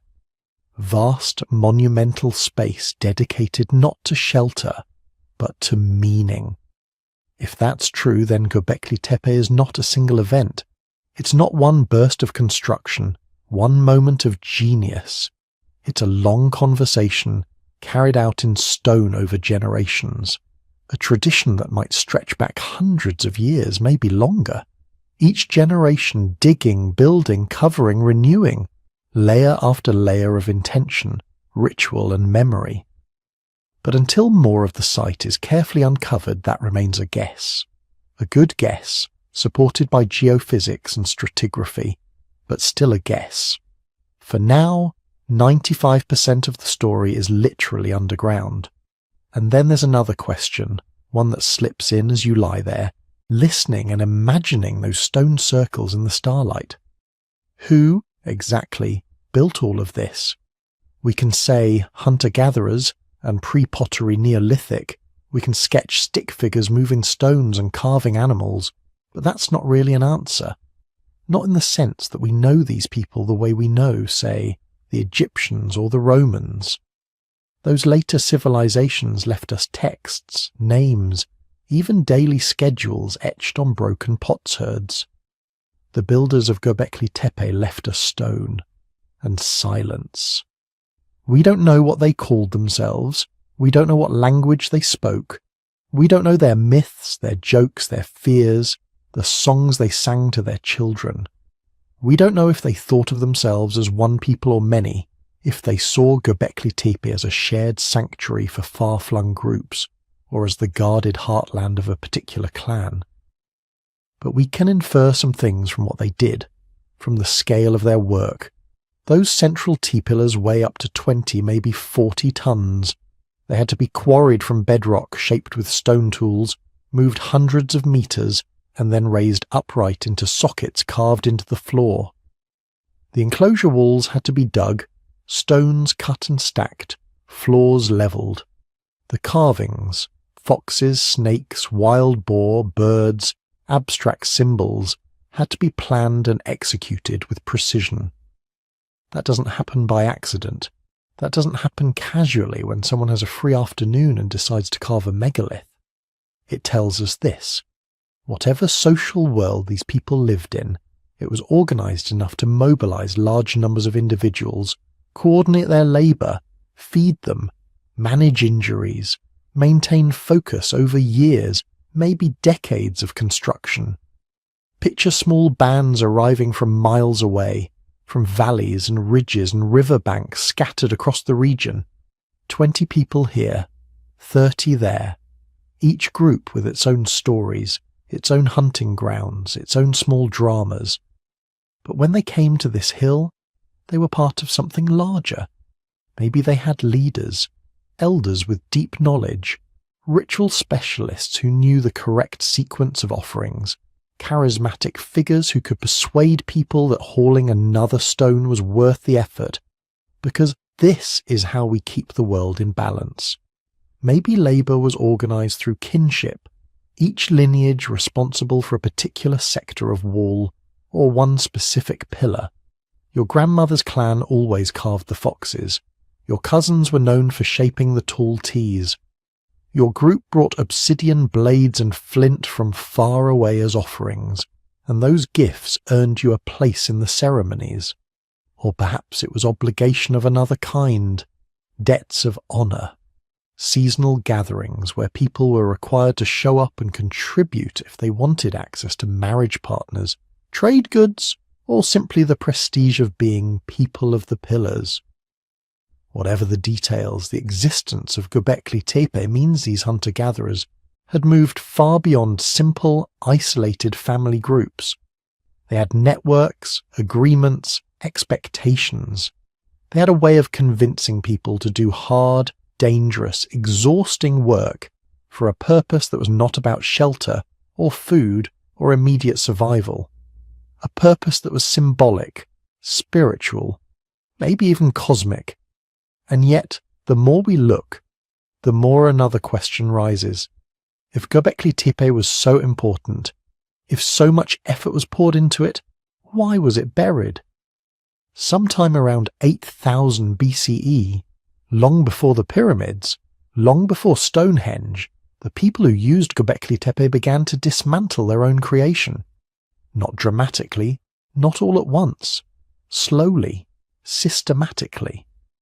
They filled in the enclosures with rubble, broken stone, animal bones, soil. They intentionally packed the spaces between the pillars. The great rings that had once stood open to the sky became sealed, choked, entombed. This wasn't abandonment in the casual sense. This wasn't a village slowly emptying as people drifted away. This was a project, a decision, a closure. Why? We don't know. We have ideas, but no single answer that fits neatly and cleanly. Maybe what we're seeing is a ritual of retirement. The enclosures grew old, too saturated with memory, too heavy with meaning. Newer circles could be built nearby, while the older ones were carefully put to sleep, buried in a way that preserved them, protected them, made them part of the underworld. Maybe belief systems changed. The gods or spirits or ancestors that Göbekli Tepe honoured might have faded, replaced by new ideas. The people could have decided that the right way to end this chapter was not to smash the pillars, but to gently cover them, to fold them back into the earth like closing the eyes of the dead. There's another possibility, more practical and more unsettling. By 8000 BCE, the region was changing. The first experiments with domesticated plants and animals were underway. Communities were shifting from purely foraging to early farming. New priorities emerged: fields to tend, herds to manage, permanent houses to maintain. The huge investment required to keep a site like Göbekli Tepe active might have become too costly. Better, maybe, to pack it up, to give it a final, respectful burial and move on to a new way of life. Or perhaps something happened. Conflict, social breakdown, a shift in power that made Göbekli Tepe politically dangerous, associated with a rival faction or a fading leadership. Burying it could have been an act of erasure, a way to remove the old order without destroying its symbols in a way that might anger whatever forces people believed lived within the stone. We don't know. All we have is the fact of the burial, the texture of the fill, the way bones and stone fragments are mixed, the order in which the layers were laid down. It's like seeing the last page of a story with the middle chapters missing. And then there's the strangest twist of all. Göbekli Tepe may not be unique. For a long time it stood alone in our imagination, a singular anomaly, a freak spark of monumental architecture thousands of years too early. But recent discoveries suggest it may be part of something larger, a whole landscape of early stone centres in southeastern Anatolia. Just 35 kilometres away, at a site called Karahan Tepe, archaeologists have uncovered another complex arrangement of T-shaped pillars. Not identical, not a copy, but part of the same architectural tradition. There are stone pillars set into a carved pit, strange abstract sculptures, even a room with a row of upright pillars facing a central stone figure emerging from the floor. Karahan Tepe is roughly contemporary with Göbekli Tepe, maybe even slightly older in some respects, and it's not alone. Other sites, Sayburç, Sefer Tepe, Çakmak Tepe and more, are beginning to show hints of similar monumental architecture. This changes the question. Instead of asking, why did one community build something like this so early, we may need to ask, what kind of cultural world produced an entire network of such sites? Maybe Göbekli Tepe was not a one-off miracle, but one of several central places in a ritual landscape, sacred hills and valleys woven together by seasonal migrations, shared ceremonies, and long-distance ties of kinship and belief.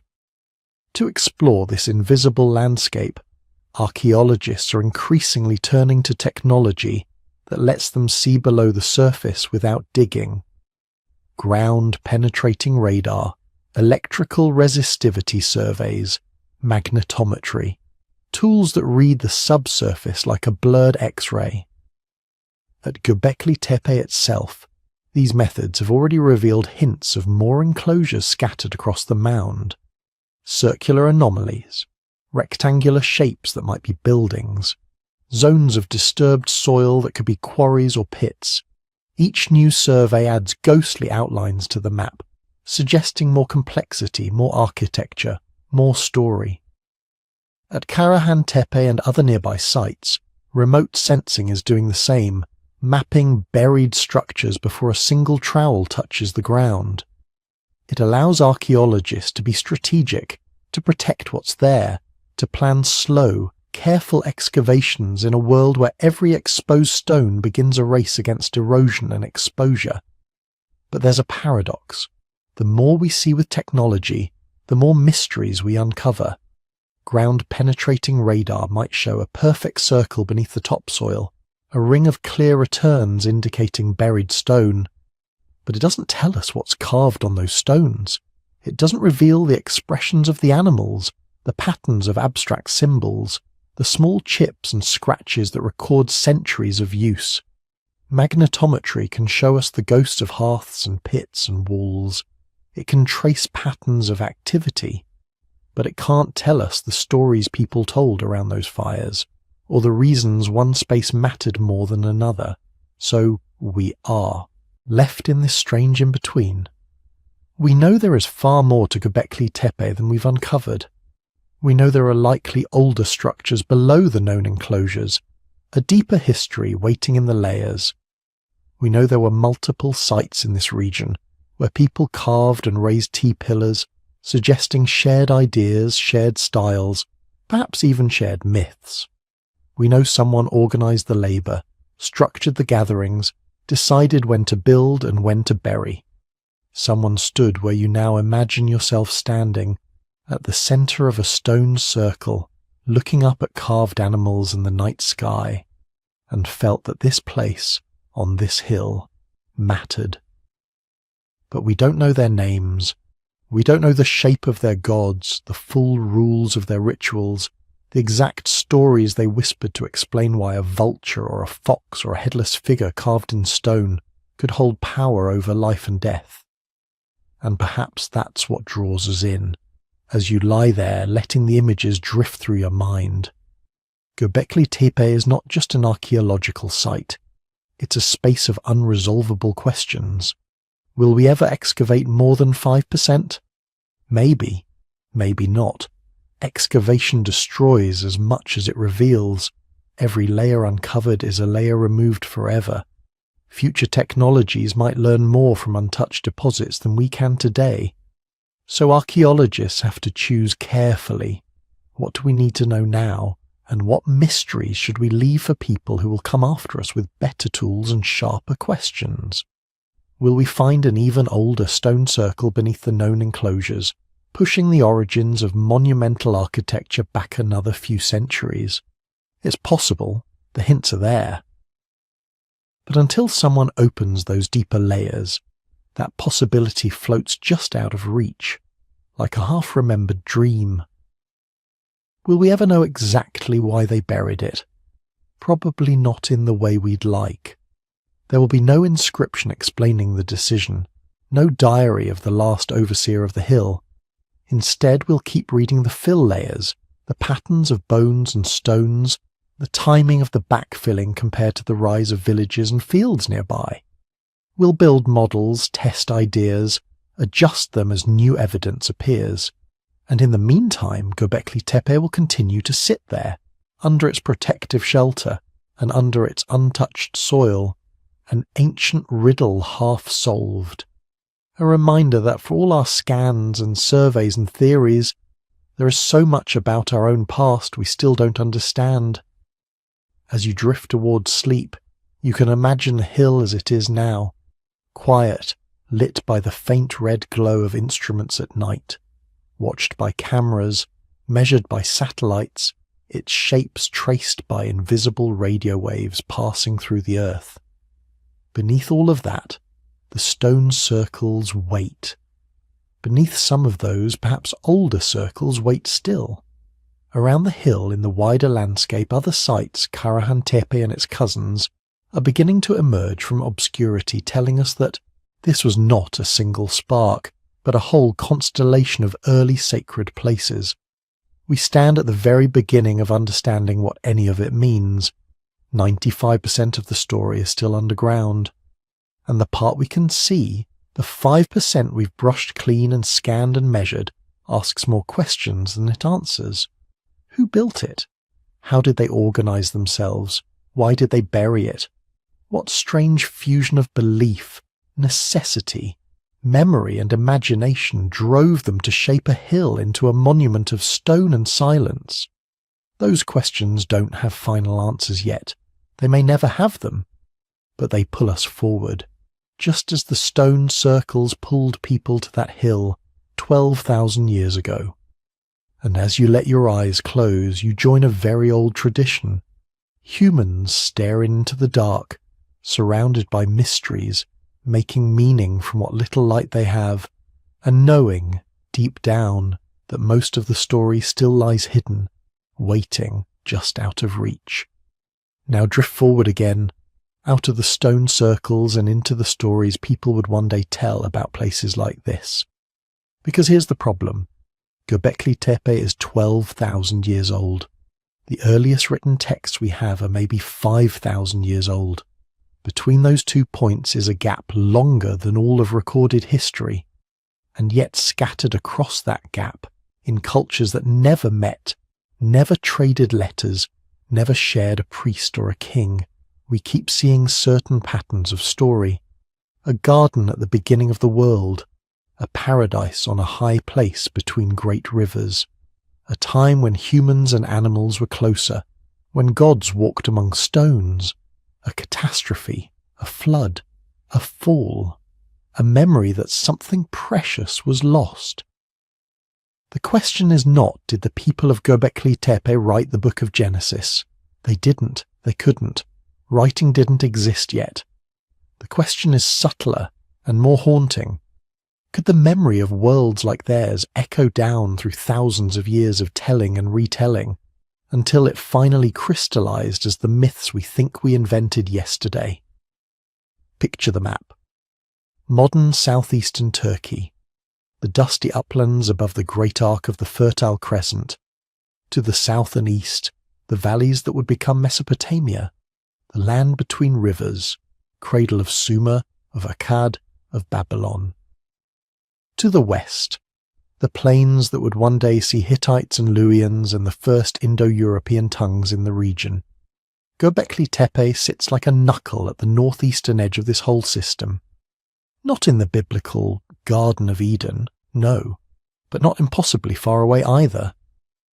Ancient writers, trying to anchor their stories to real geography, placed Eden near the sources of 4 rivers, the Tigris, the Euphrates, and 2 others usually identified with waterways in or near this same broad region. The headwaters of the Tigris and Euphrates rise in highlands, not so far from where those stone circles still sleep under their artificial hill. Is that proof? No, but it is a kind of resonance. Imagine yourself as one of the later people of this land, a shepherd 5,000 years after Göbekli Tepe was buried. You don't know it exists. Your world is city-states and ziggurats and barley fields along the river. But the old stories your grandparents told you at night, their grandparents, and theirs before them, go back further than any temple you've ever seen. They talk about a time before the plough, when the ancestors gathered season after season at a holy hill in the north, a place of stones where the first animals were honoured, where the sky felt close and the gods closer. They talk about a turning point, a time when humans changed their relationship with the land, when the wild became enclosed, when abundance arrived, yes, but also rules, labour, hierarchy, the first bargains with the soil. Over centuries, as languages shift and memories blur, that ancestral hill becomes a garden. The hilltop location becomes a high place at the source of rivers. The shift from foraging to farming becomes eating from a tree of knowledge, a choice that cannot be undone. You don't remember the place. You just remember that before it people lived differently, and that after it we could never go back. This is how cultural memory works. It's not a tape recorder. It's not precise. It's more like a series of overlapping sketches, redrawn by each generation in slightly different colours, emphasising different lines, losing some details and adding new ones that make sense now. Anthropologists call these myths of origin, or charter myths. Stories that tell people who they are by telling them where they came from. They're not historically accurate, and they're not meant to be. They're emotionally accurate. They encode a feeling about some real transformation in the deep past. Göbekli Tepe was exactly that kind of transformation. For hundreds of thousands of years, humans lived as small, mobile bands. Then, in places like this hill, they did something new. They began to gather in great numbers, to build massive structures, to formalize rituals, to coordinate labor at scales our species had never tried before. That shift would eventually lead to agriculture, surplus, cities, kings. It's the most important turning point in human social history. If any real events were going to leave long-lasting fingerprints in our stories, it would be changes like this. Now blend that with something else. Catastrophe. The end of the last ice age wasn't smooth. Climate flickered back and forth. Wet periods and dry periods, cooling snaps like the Younger Dryas, sudden bursts of meltwater flooding down into lowlands, lakes rising and falling, shorelines migrating. Imagine living through those swings without meteorology, without satellites, without models. You'd just see the world changing in ways you couldn't control. One spring the herds don't come back. One generation the rivers run higher than anyone remembers. Another, the rain fails for 3 years straight. Archaeologists see hints that some of the stone circles at Göbekli Tepe may have been used for centuries, then deliberately filled in and replaced by new rings at slightly different levels, slightly different styles. To some, this looks like ritual rebuilding. To others, it looks like people responding to environmental instability, abandoning old enclosures, constructing new ones, renegotiating their relationship with the forces they thought ruled the world. If your life is tied to a sacred place on a hill and the climate shifts dramatically, what story do you tell? Maybe you say the gods sent a great flood. Maybe you say there was once a perfect time when the animals were plentiful and the rains were reliable, and then something humans did angered the powers of stone and sky. The waters rose, or the land dried, and the old world was washed away. Many cultures hold flood myths: Mesopotamian, Indian, Greek, Native American, Pacific Islander. Some probably reflect local river disasters, and in Mesopotamia, where the land is flat and the rivers unpredictable, catastrophic floods are natural storytelling material. But a few researchers have wondered whether the very oldest strains of these myths might trace back not just to single events, but to an era of change, to the end of the Pleistocene, when melting ice caps, shifting coastlines and swollen rivers shaped the landscapes and the lives of everyone from Anatolia to the Persian Gulf. Again, not proof, just a possibility, a thread that might connect those carved boars and cranes on a hill in Turkey to a man on a boat in a Babylonian story trying to outlast a God-sent flood. We need to be careful here, because this is where fringe theories like to rush in. You've probably heard some of them. Göbekli Tepe as the literal Garden of Eden. Göbekli Tepe as the remnant of an advanced lost civilization wiped out by a comet. Göbekli Tepe as evidence of alien visitors teaching hunter-gatherers how to build in stone. They all share one thing in common. They underestimate the people who actually lived there. The problem isn't that these theories are imaginative. Humans are imaginative. That's one of our best traits. The problem is that they jump over the hard work of understanding what ordinary, clever, fully human hunter-gatherers could do with time, skill, and social cooperation. Nothing at Göbekli Tepe requires aliens or Atlanteans or secret high technologies. It requires people who can plan, coordinate, and remember. People whose grandparents told them where to quarry the best limestone.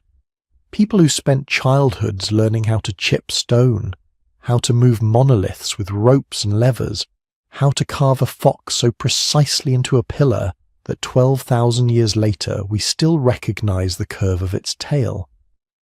If anything, what Göbekli Tepe proves is that the so-called primitive people of the early Holocene were already capable of astonishing things, long before pottery, long before writing, long before pharaohs and pyramids. But dismissing the fringe ideas doesn't mean we have to throw away the instinct that drives them. That instinct is the sense that there is a conversation between the stones and the stories, that somehow, even if the details are wrong, the feeling that our myths are older than our writing, older than our cities, might be right. So instead of saying Göbekli Tepe is Eden, we can say something softer, more honest. Göbekli Tepe and Eden live in the same mental neighborhood. Both are about a threshold, a before and an after, a space where humans feel themselves close to the divine, and a moment when that closeness changes or is lost. Instead of saying, the flood in Genesis is Göbekli Tepe's destruction, we can say, people who built places like Göbekli Tepe lived through floods, droughts, and climate swings intense enough to scar cultural memory. Over many generations, those memories could have been distilled into the flood archetype that keeps resurfacing in human stories. We can hold on to wonder without letting go of evidence. Now think again about location. Göbekli Tepe sits on a ridge with a broad view of the surrounding plains. To the people who built it, this was probably not the middle of nowhere. It was a focal point on the landscape, a place you could see from far off, a landmark you could aim for on long seasonal journeys. Later, when agriculture took root in the valleys and cities sprang up along the rivers, the lowlands became the centre of power. The hill faded into the background. Sediment and time hid the stones. But oral tradition doesn't map geography the way a GPS unit does. To a storyteller around a later Mesopotamian hearth, the place where it all began might be vaguely north, vaguely high, vaguely at the sources of the rivers, vaguely before everything familiar. That's close enough to plant a symbolic garden there, close enough to say, in the east, in a place of 4 rivers, there was once a garden where humans and God spoke face to face, close enough that when later scribes wanted to set their story of beginning somewhere, they aimed their words roughly in the direction where, thousands of years earlier, a real hill had once drawn people from miles around. Behind all of this is something deeper than geography or climate. It's the fact that humans make sacred spaces. We do it automatically. Give us a cave with strange acoustics, and we put paintings on the walls. Give us a mountain that catches the dawn light just so, and we crown it with shrines. Give us a grove of unusual trees, a boulder that looks like a face, an island that sits alone on the horizon, and we wrap it in story and ritual. Göbekli Tepe is one of the earliest monumental expressions of this impulse that we can still touch. But the impulse itself is older than stone. For as long as we've been telling stories, we've been trying to anchor meaning to place.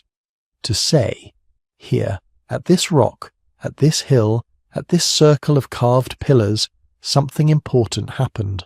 Our ancestors met the animals. Our ancestors met the gods. Our ancestors made a bargain or broke one. Over time, as languages and cultures change, the specific hill might be forgotten. But the pattern, sacred center, first time, turning point, loss and hope, survives. It gets retold in new forms, pinned to new landscapes, dressed in the clothes of new religions. So when you hear about Eden, or Dilmun, or the Golden Age on Olympus, or any mythic time before time when humans walked more closely with the divine, you can let a small part of your mind drift back further. Back to the people who climbed a barren hill at dawn to stand among T-shaped stones and animal carvings that gleamed in the first light. Back to the first great gatherings, the first formal rituals, the first shared sense that this place is not like other places. They weren't thinking about future scriptures. They weren't trying to write myths for us. They were simply doing what humans do, turning landscape into meaning and meaning into memory. If you strip away all the layers, the literalism, the debates, the footnotes, you're left with that simple need. We need to believe there was a beginning. We need to believe that beginning happened somewhere real. We need to believe our lives are part of a story that started long before us and will continue after we're gone. Göbekli Tepe reminds us that this need is ancient. It's not a quirk of any one religion or culture. It's a feature of the human brain that survived bottlenecks, ice ages, migrations, and the slow invention of agriculture and cities. Those people on the hill, carving leopards into limestone, arranging pillars in circles, hauling stones until their hands bled. They were already us. They loved and grieved and feared the weather. They doubted. They hoped. They told stories around fires about how the world began, why the animals behave as they do, why the rains come or fail. Their specific myths are lost. We will never hear their words. But when we stand at the edge of sleep and listen to our own stories about gardens and floods and lost golden ages, we are listening to echoes of a conversation that began long before writing. A conversation in which Göbekli Tepe was one of the first great sentences carved not in ink but in stone, and as you drift you can let that thought soften around the edges. Civilizations rise and fall, hills are built and buried, myths change costumes. But the underlying pattern, humans gathering, humans remembering, humans sanctifying a piece of earth to make sense of a vast and unpredictable world, that endures. It endured from obscure hunter-gatherer bands to Sumerian priests to biblical scribes to archaeologists brushing dust off ancient pillars, and now to you, lying in the dark, letting your mind wander through a temple before time. In that way, the stones and the stories are still talking to each other, and you are listening in. So what does it all mean? You're lying there in the dark, listening to this story about a hill in southeastern Turkey, about stones and pillars and a time so far back it barely feels real. But Göbekli Tepe isn't just an archaeological curiosity. It's a message, a signal that travelled 12,000 years to reach you. It tells you something about what humans are and what we've always been. Start with the most basic question. How do a few hundred hunter-gatherers, with no metal tools, no wheels, no domesticated animals strong enough to pull sleds, carve and raise stones that weigh more than a truck? How do they plan those ringed enclosures, line up the twin T-pillars in the centre, coordinate quarrying, carving, transport, construction, and then do it again and again and again as old circles are buried and new ones raised? They don't do it by accident. They do it with cooperation on a scale we weren't supposed to have back then. They do it with shared stories powerful enough to pull scattered bands from miles around to one place on a hill. They do it with agreements, with obligations, with something like ritual calendars and rules. Not written down, but remembered in minds that had to hold architecture, myth, engineering and etiquette all at once. Göbekli Tepe is a fossilized trace of organized human cooperation, not just a campsite or a hunting blind or a temporary seasonal shelter, a project, a goal, something that took planning over years, maybe decades.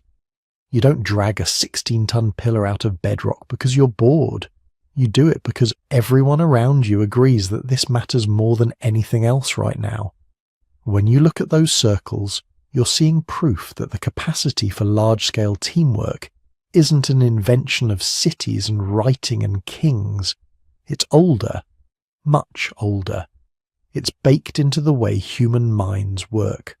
We evolved in scattered bands, yes, but the same brain that tracks who's related to whom, who shares food, who remembers stories by heart, can also track work crews, ritual roles, building phases.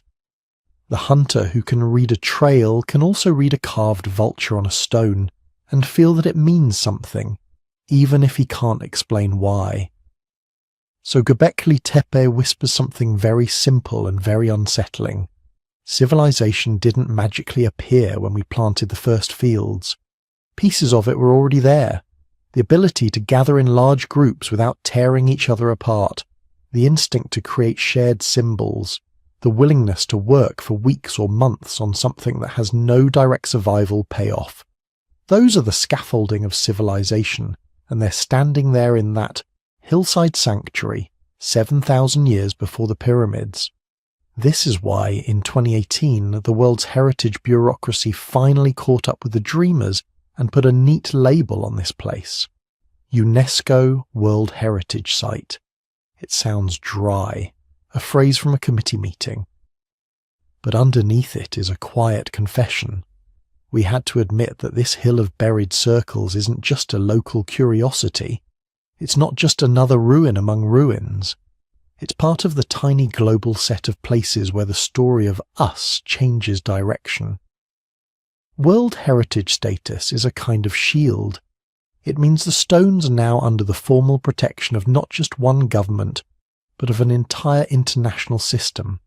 It means buffers and regulations and conservation plans. It means funding for site shelters to keep the carved surfaces from crumbling under sun and rain. It means careful paths for visitors so millions of curious feet don't wear away 12,000 years of history in a single tourism boom. And there is another layer to that shield, a moral one. Göbekli Tepe forces us to ask how we treat deep time. Do we strip ancient sites for stone, bulldoze them for new roads, or do we slow down, put a roof over them, post a guard, and teach people that this hill isn't just dirt? It's memory made physical. Preservation is its own kind of cooperation. Generations of archaeologists, conservators, local communities, policymakers, and yes, sleepy viewers listening to videos like this one, all quietly agreeing, this is worth keeping. That's not trivial. Every dollar spent protecting Göbekli Tepe could be spent on something else. Every law that limits what can be built nearby could be loosened.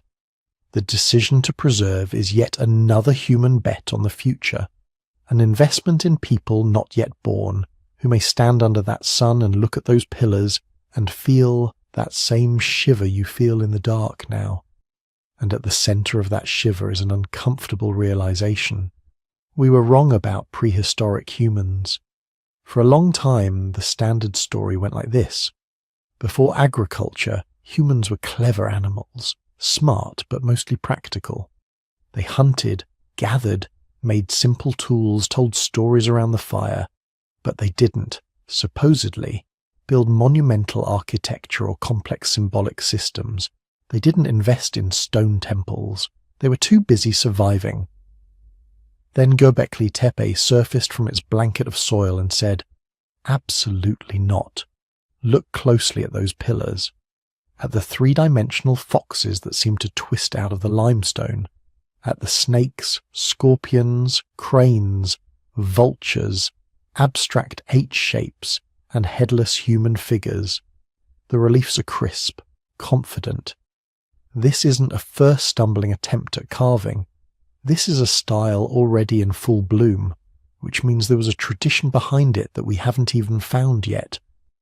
The layout of the enclosures, the way newer ones partially echo the older, the intentional burial of circles that still could have been used, all of it points to symbolic thinking layered on symbolic thinking, to traditions with a memory of their own. When you see this, you're forced to admit something humbling.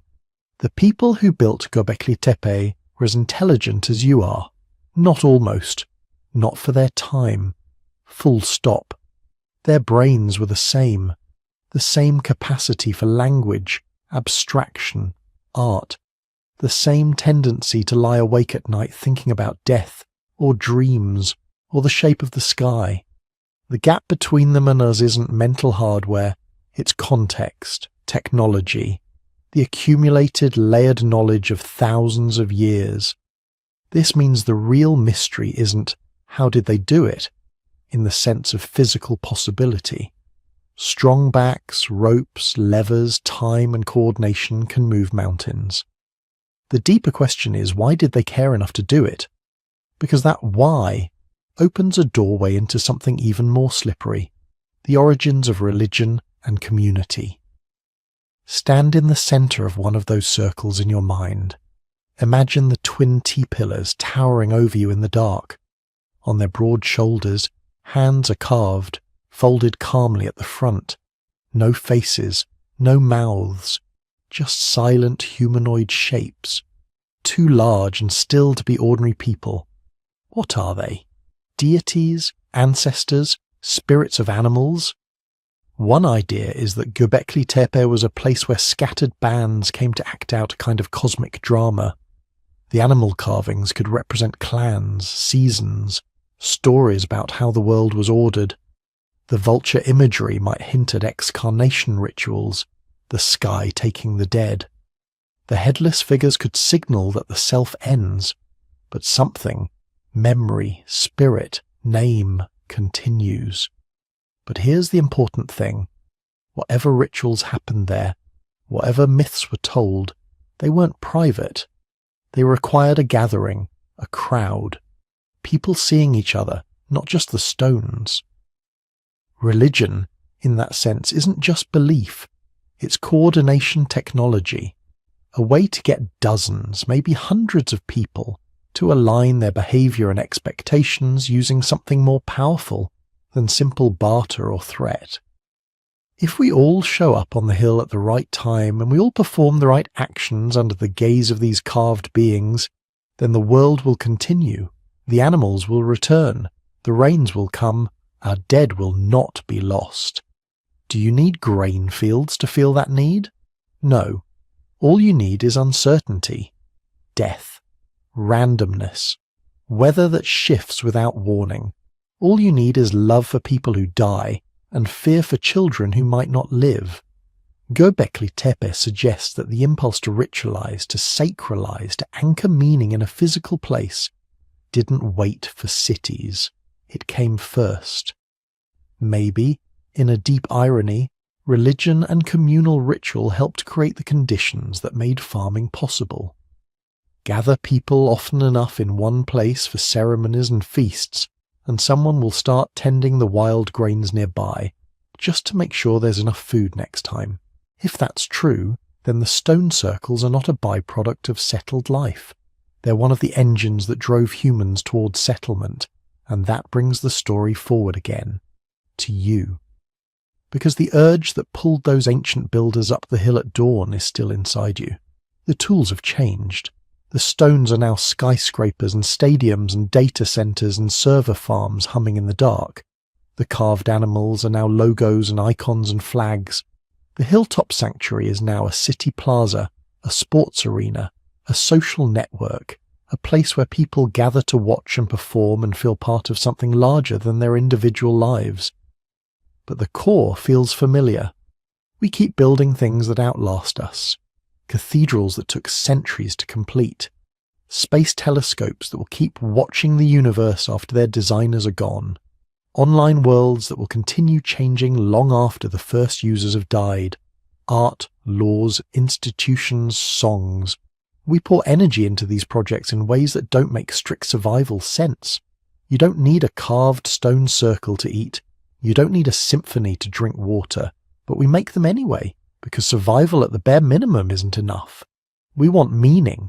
We want stories that explain why waking up tomorrow is worth the effort. Göbekli Tepe is a very old mirror that shows us this clearly.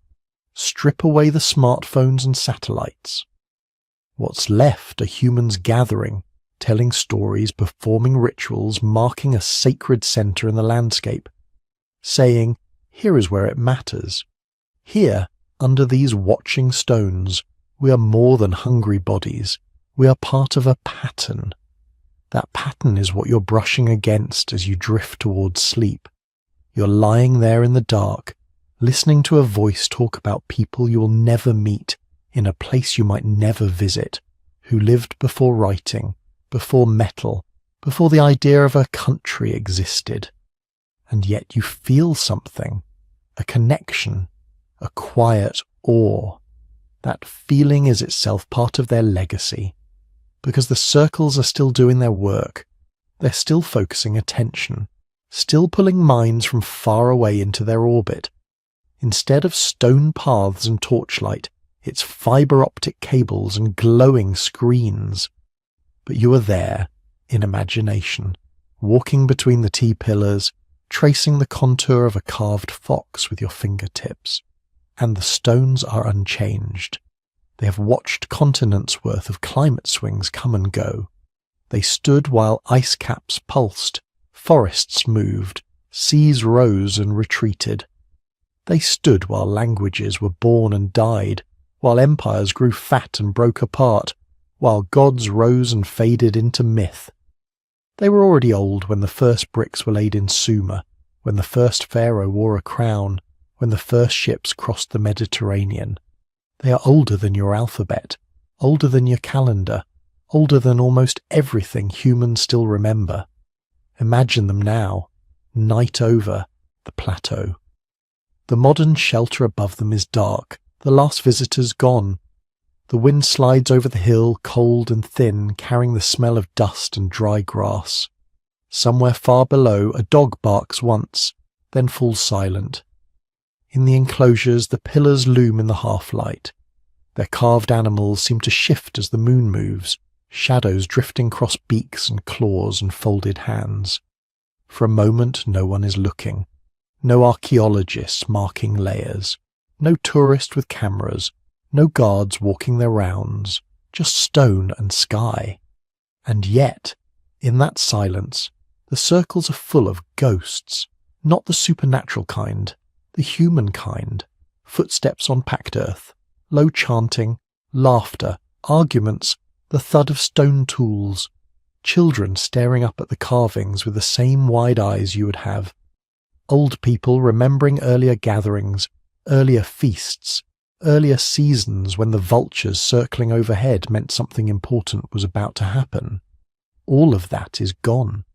But the shapes remain. They are like a heartbeat from a very old dream, still pulsing faintly under the surface of the modern world, reminding you that we have been reaching for meaning for a very long time. That the line between them and us is not a cliff, but a long, slow slope.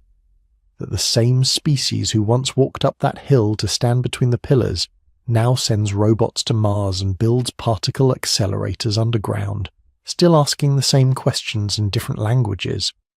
Who are we? Where did we come from? What holds us together? What waits for us when we're gone? Göbekli Tepe doesn't answer those questions. It doesn't need to. Its very existence is the answer to a different one. Did humans, even in the most distant dawn of our story, already feel the pull of something larger than themselves? Look at the hill. Look at the circles. Look at the stones that someone long ago decided to bury on purpose, as if tucking away a memory for the future. You are that future. As your eyes grow heavy, as your breathing slows, imagine the stones once more. Tall, pale shapes under the stars, the carvings worn but still clear, the air thin and cold. Somewhere on that wind, the last echoes of drums that stopped beating 10,000 years ago. The stones keep their secrets, but they also keep watch. Over the fields that came after, the cities, the satellites, and now over you, listening in the dark, a tiny fragile descendant of the people who once gathered there, still wondering, still building, still dreaming. The legacy of Göbekli Tepe is simple and infinite. We have always been more than we seemed, so now drift back one last time to that lonely ridge in southeastern Turkey. The wind has died down, the lights from the dig site have been turned off, the generators are quiet. All that's left are the dark silhouettes of the stone circles against the sky, and the slow turning of the stars overhead. Göbekli Tepe is still there, those T-shaped. Pillars are still standing where they were set more than 11,000 years ago. They were already old when the first bricks of Jericho were laid, already ancient when the first pharaohs dreamed of pyramids, already a memory when writing was invented. And yet they're here, with us, now, a knot in the fabric of time. For most of human history, this place lay buried, covered deliberately by the very people who built it, or by their descendants, circle after circle, filled in, sealed, hidden. A monument turned into a hill, a story turned into silence, and then, after thousands of years of forgetting, a few shepherds noticed strange stones on a dusty slope. Archaeologists walked past for decades, thinking it was just another bump in the landscape, until one person stopped, looked a little closer, and refused to let it go. A carved shoulder here, a vulture in relief there, a fox racing along the edge of a stone. Step by step, trench by trench, the hill began to speak. What we found under that soil wasn't just architecture, it was a challenge to our timelines, to our assumptions about primitive hunter-gatherers, to the neat story that says first we invented farming, then villages, then religion, then monuments, then cities. Göbekli Tepe breaks that chain. Here, long before pottery, long before metal, long before cities or writing or wheels, people were hauling 20-ton pillars out of the bedrock, carving them into stylized human forms, decorating them with animals, symbols, and signs we still can't fully read, organizing labor, food, and resources on a scale that shouldn't have been possible in a world without fields or barns. And yet it was. Those circles say something simple and profound. Our ancestors were never simple. They might not have had bricks or bronze, but they had memory. They had stories. They had the engineering sense to quarry, move, and stand stones that are still upright after more than 100 centuries. They had social systems strong enough to bring people together from scattered valleys and distant hills to build something that none of them could have made alone. They were us, same hands, same nervous systems, same sleep and dreams, the same capacity to look up at the night sky and wonder what it all meant. When you look at Göbekli Tepe, you're not just looking at the first monumental structure or the world's earliest temple. You're looking at evidence that the human mind, the storytelling, symbol-making, pattern-seeking mind, was already running at full speed at the very dawn of settled life. You're looking at the moment where myth and stone met. Maybe these circles hosted rituals tied to the seasons. Maybe they were gathering places for scattered bands, where alliances were formed, marriages arranged, disputes settled. Maybe they were theatres of memory, where animal spirits and clan ancestors were called into the night with firelight and drums and whispered chants. We don't know, and that's the point. For every pit excavated, 2 more questions appear. For every new pillar uncovered, another layer of mystery comes with it. A symbol we haven't seen before, a pattern that doesn't quite fit, a detail that suggests yet another possibility. Each excavation season is like lifting one more thin veil. Dust brushed away here, a blocked doorway revealed there, a new ring of stones emerging from the soil. Bit by bit the hill releases its secrets, but it never releases all of them. Somewhere under that artificial mound there are still circles we haven't seen, still pillars standing in darkness, exactly as they were left when the last builders walked away, their tools set down, their fires extinguished, their stories drifting into legend. Tonight, as you drift towards sleep, Göbekli Tepe is still slowly changing, not on human timescales, but on archaeological ones. Another season will come, new teams will arrive, new trenches will open, LIDAR scans, soil samples, microscopic traces of pollen and bone. Every technique we invent gives us a slightly clearer glimpse of a world that ended more than 10,000 years ago. But it will never be completely clear. There will always be a gap, a quiet space between what we can prove and what we can only imagine. And in that space lives the real power of a place like this. It reminds us that we come from people capable of astonishing things long before the word civilization ever existed. People who could turn bare limestone into sacred geometry, who could take fear of the unknown and shape it into ritual, who could stand in a ring of carved stone and feel somehow that they were part of something larger and older than themselves. When you think about that, the distance between you and those builders begins to dissolve. The same brain that worries about your tomorrow is built from the same evolutionary clay as the brain that decided, for reasons we may never fully grasp, to carve a headless vulture into a pillar and align it with the rising of a distant star. Time doesn't erase us, it drifts through us. If you've made it this far into the story, listening in the dark, letting your mind wander over dusty stones and forgotten hills, you're part of that same long chain.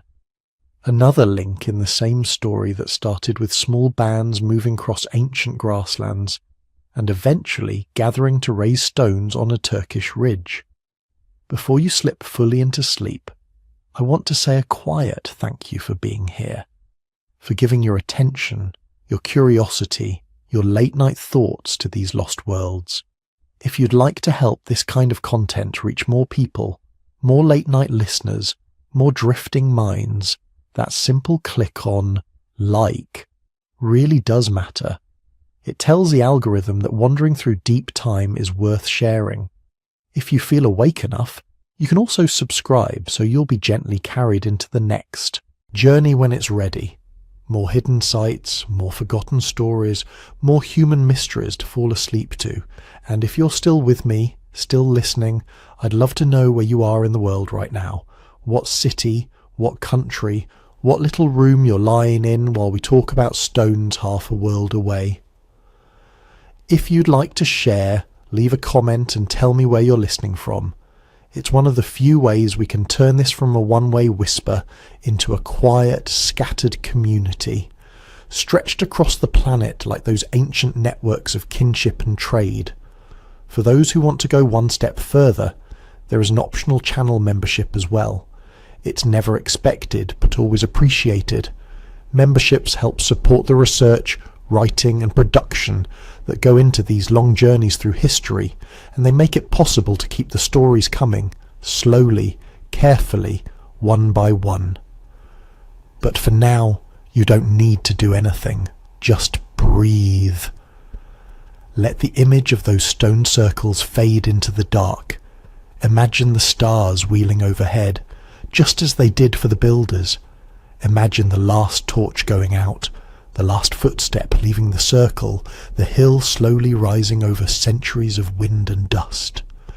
Göbekli Tepe is still there, waiting. And so, somewhere in you, are all the stories still waiting to be told.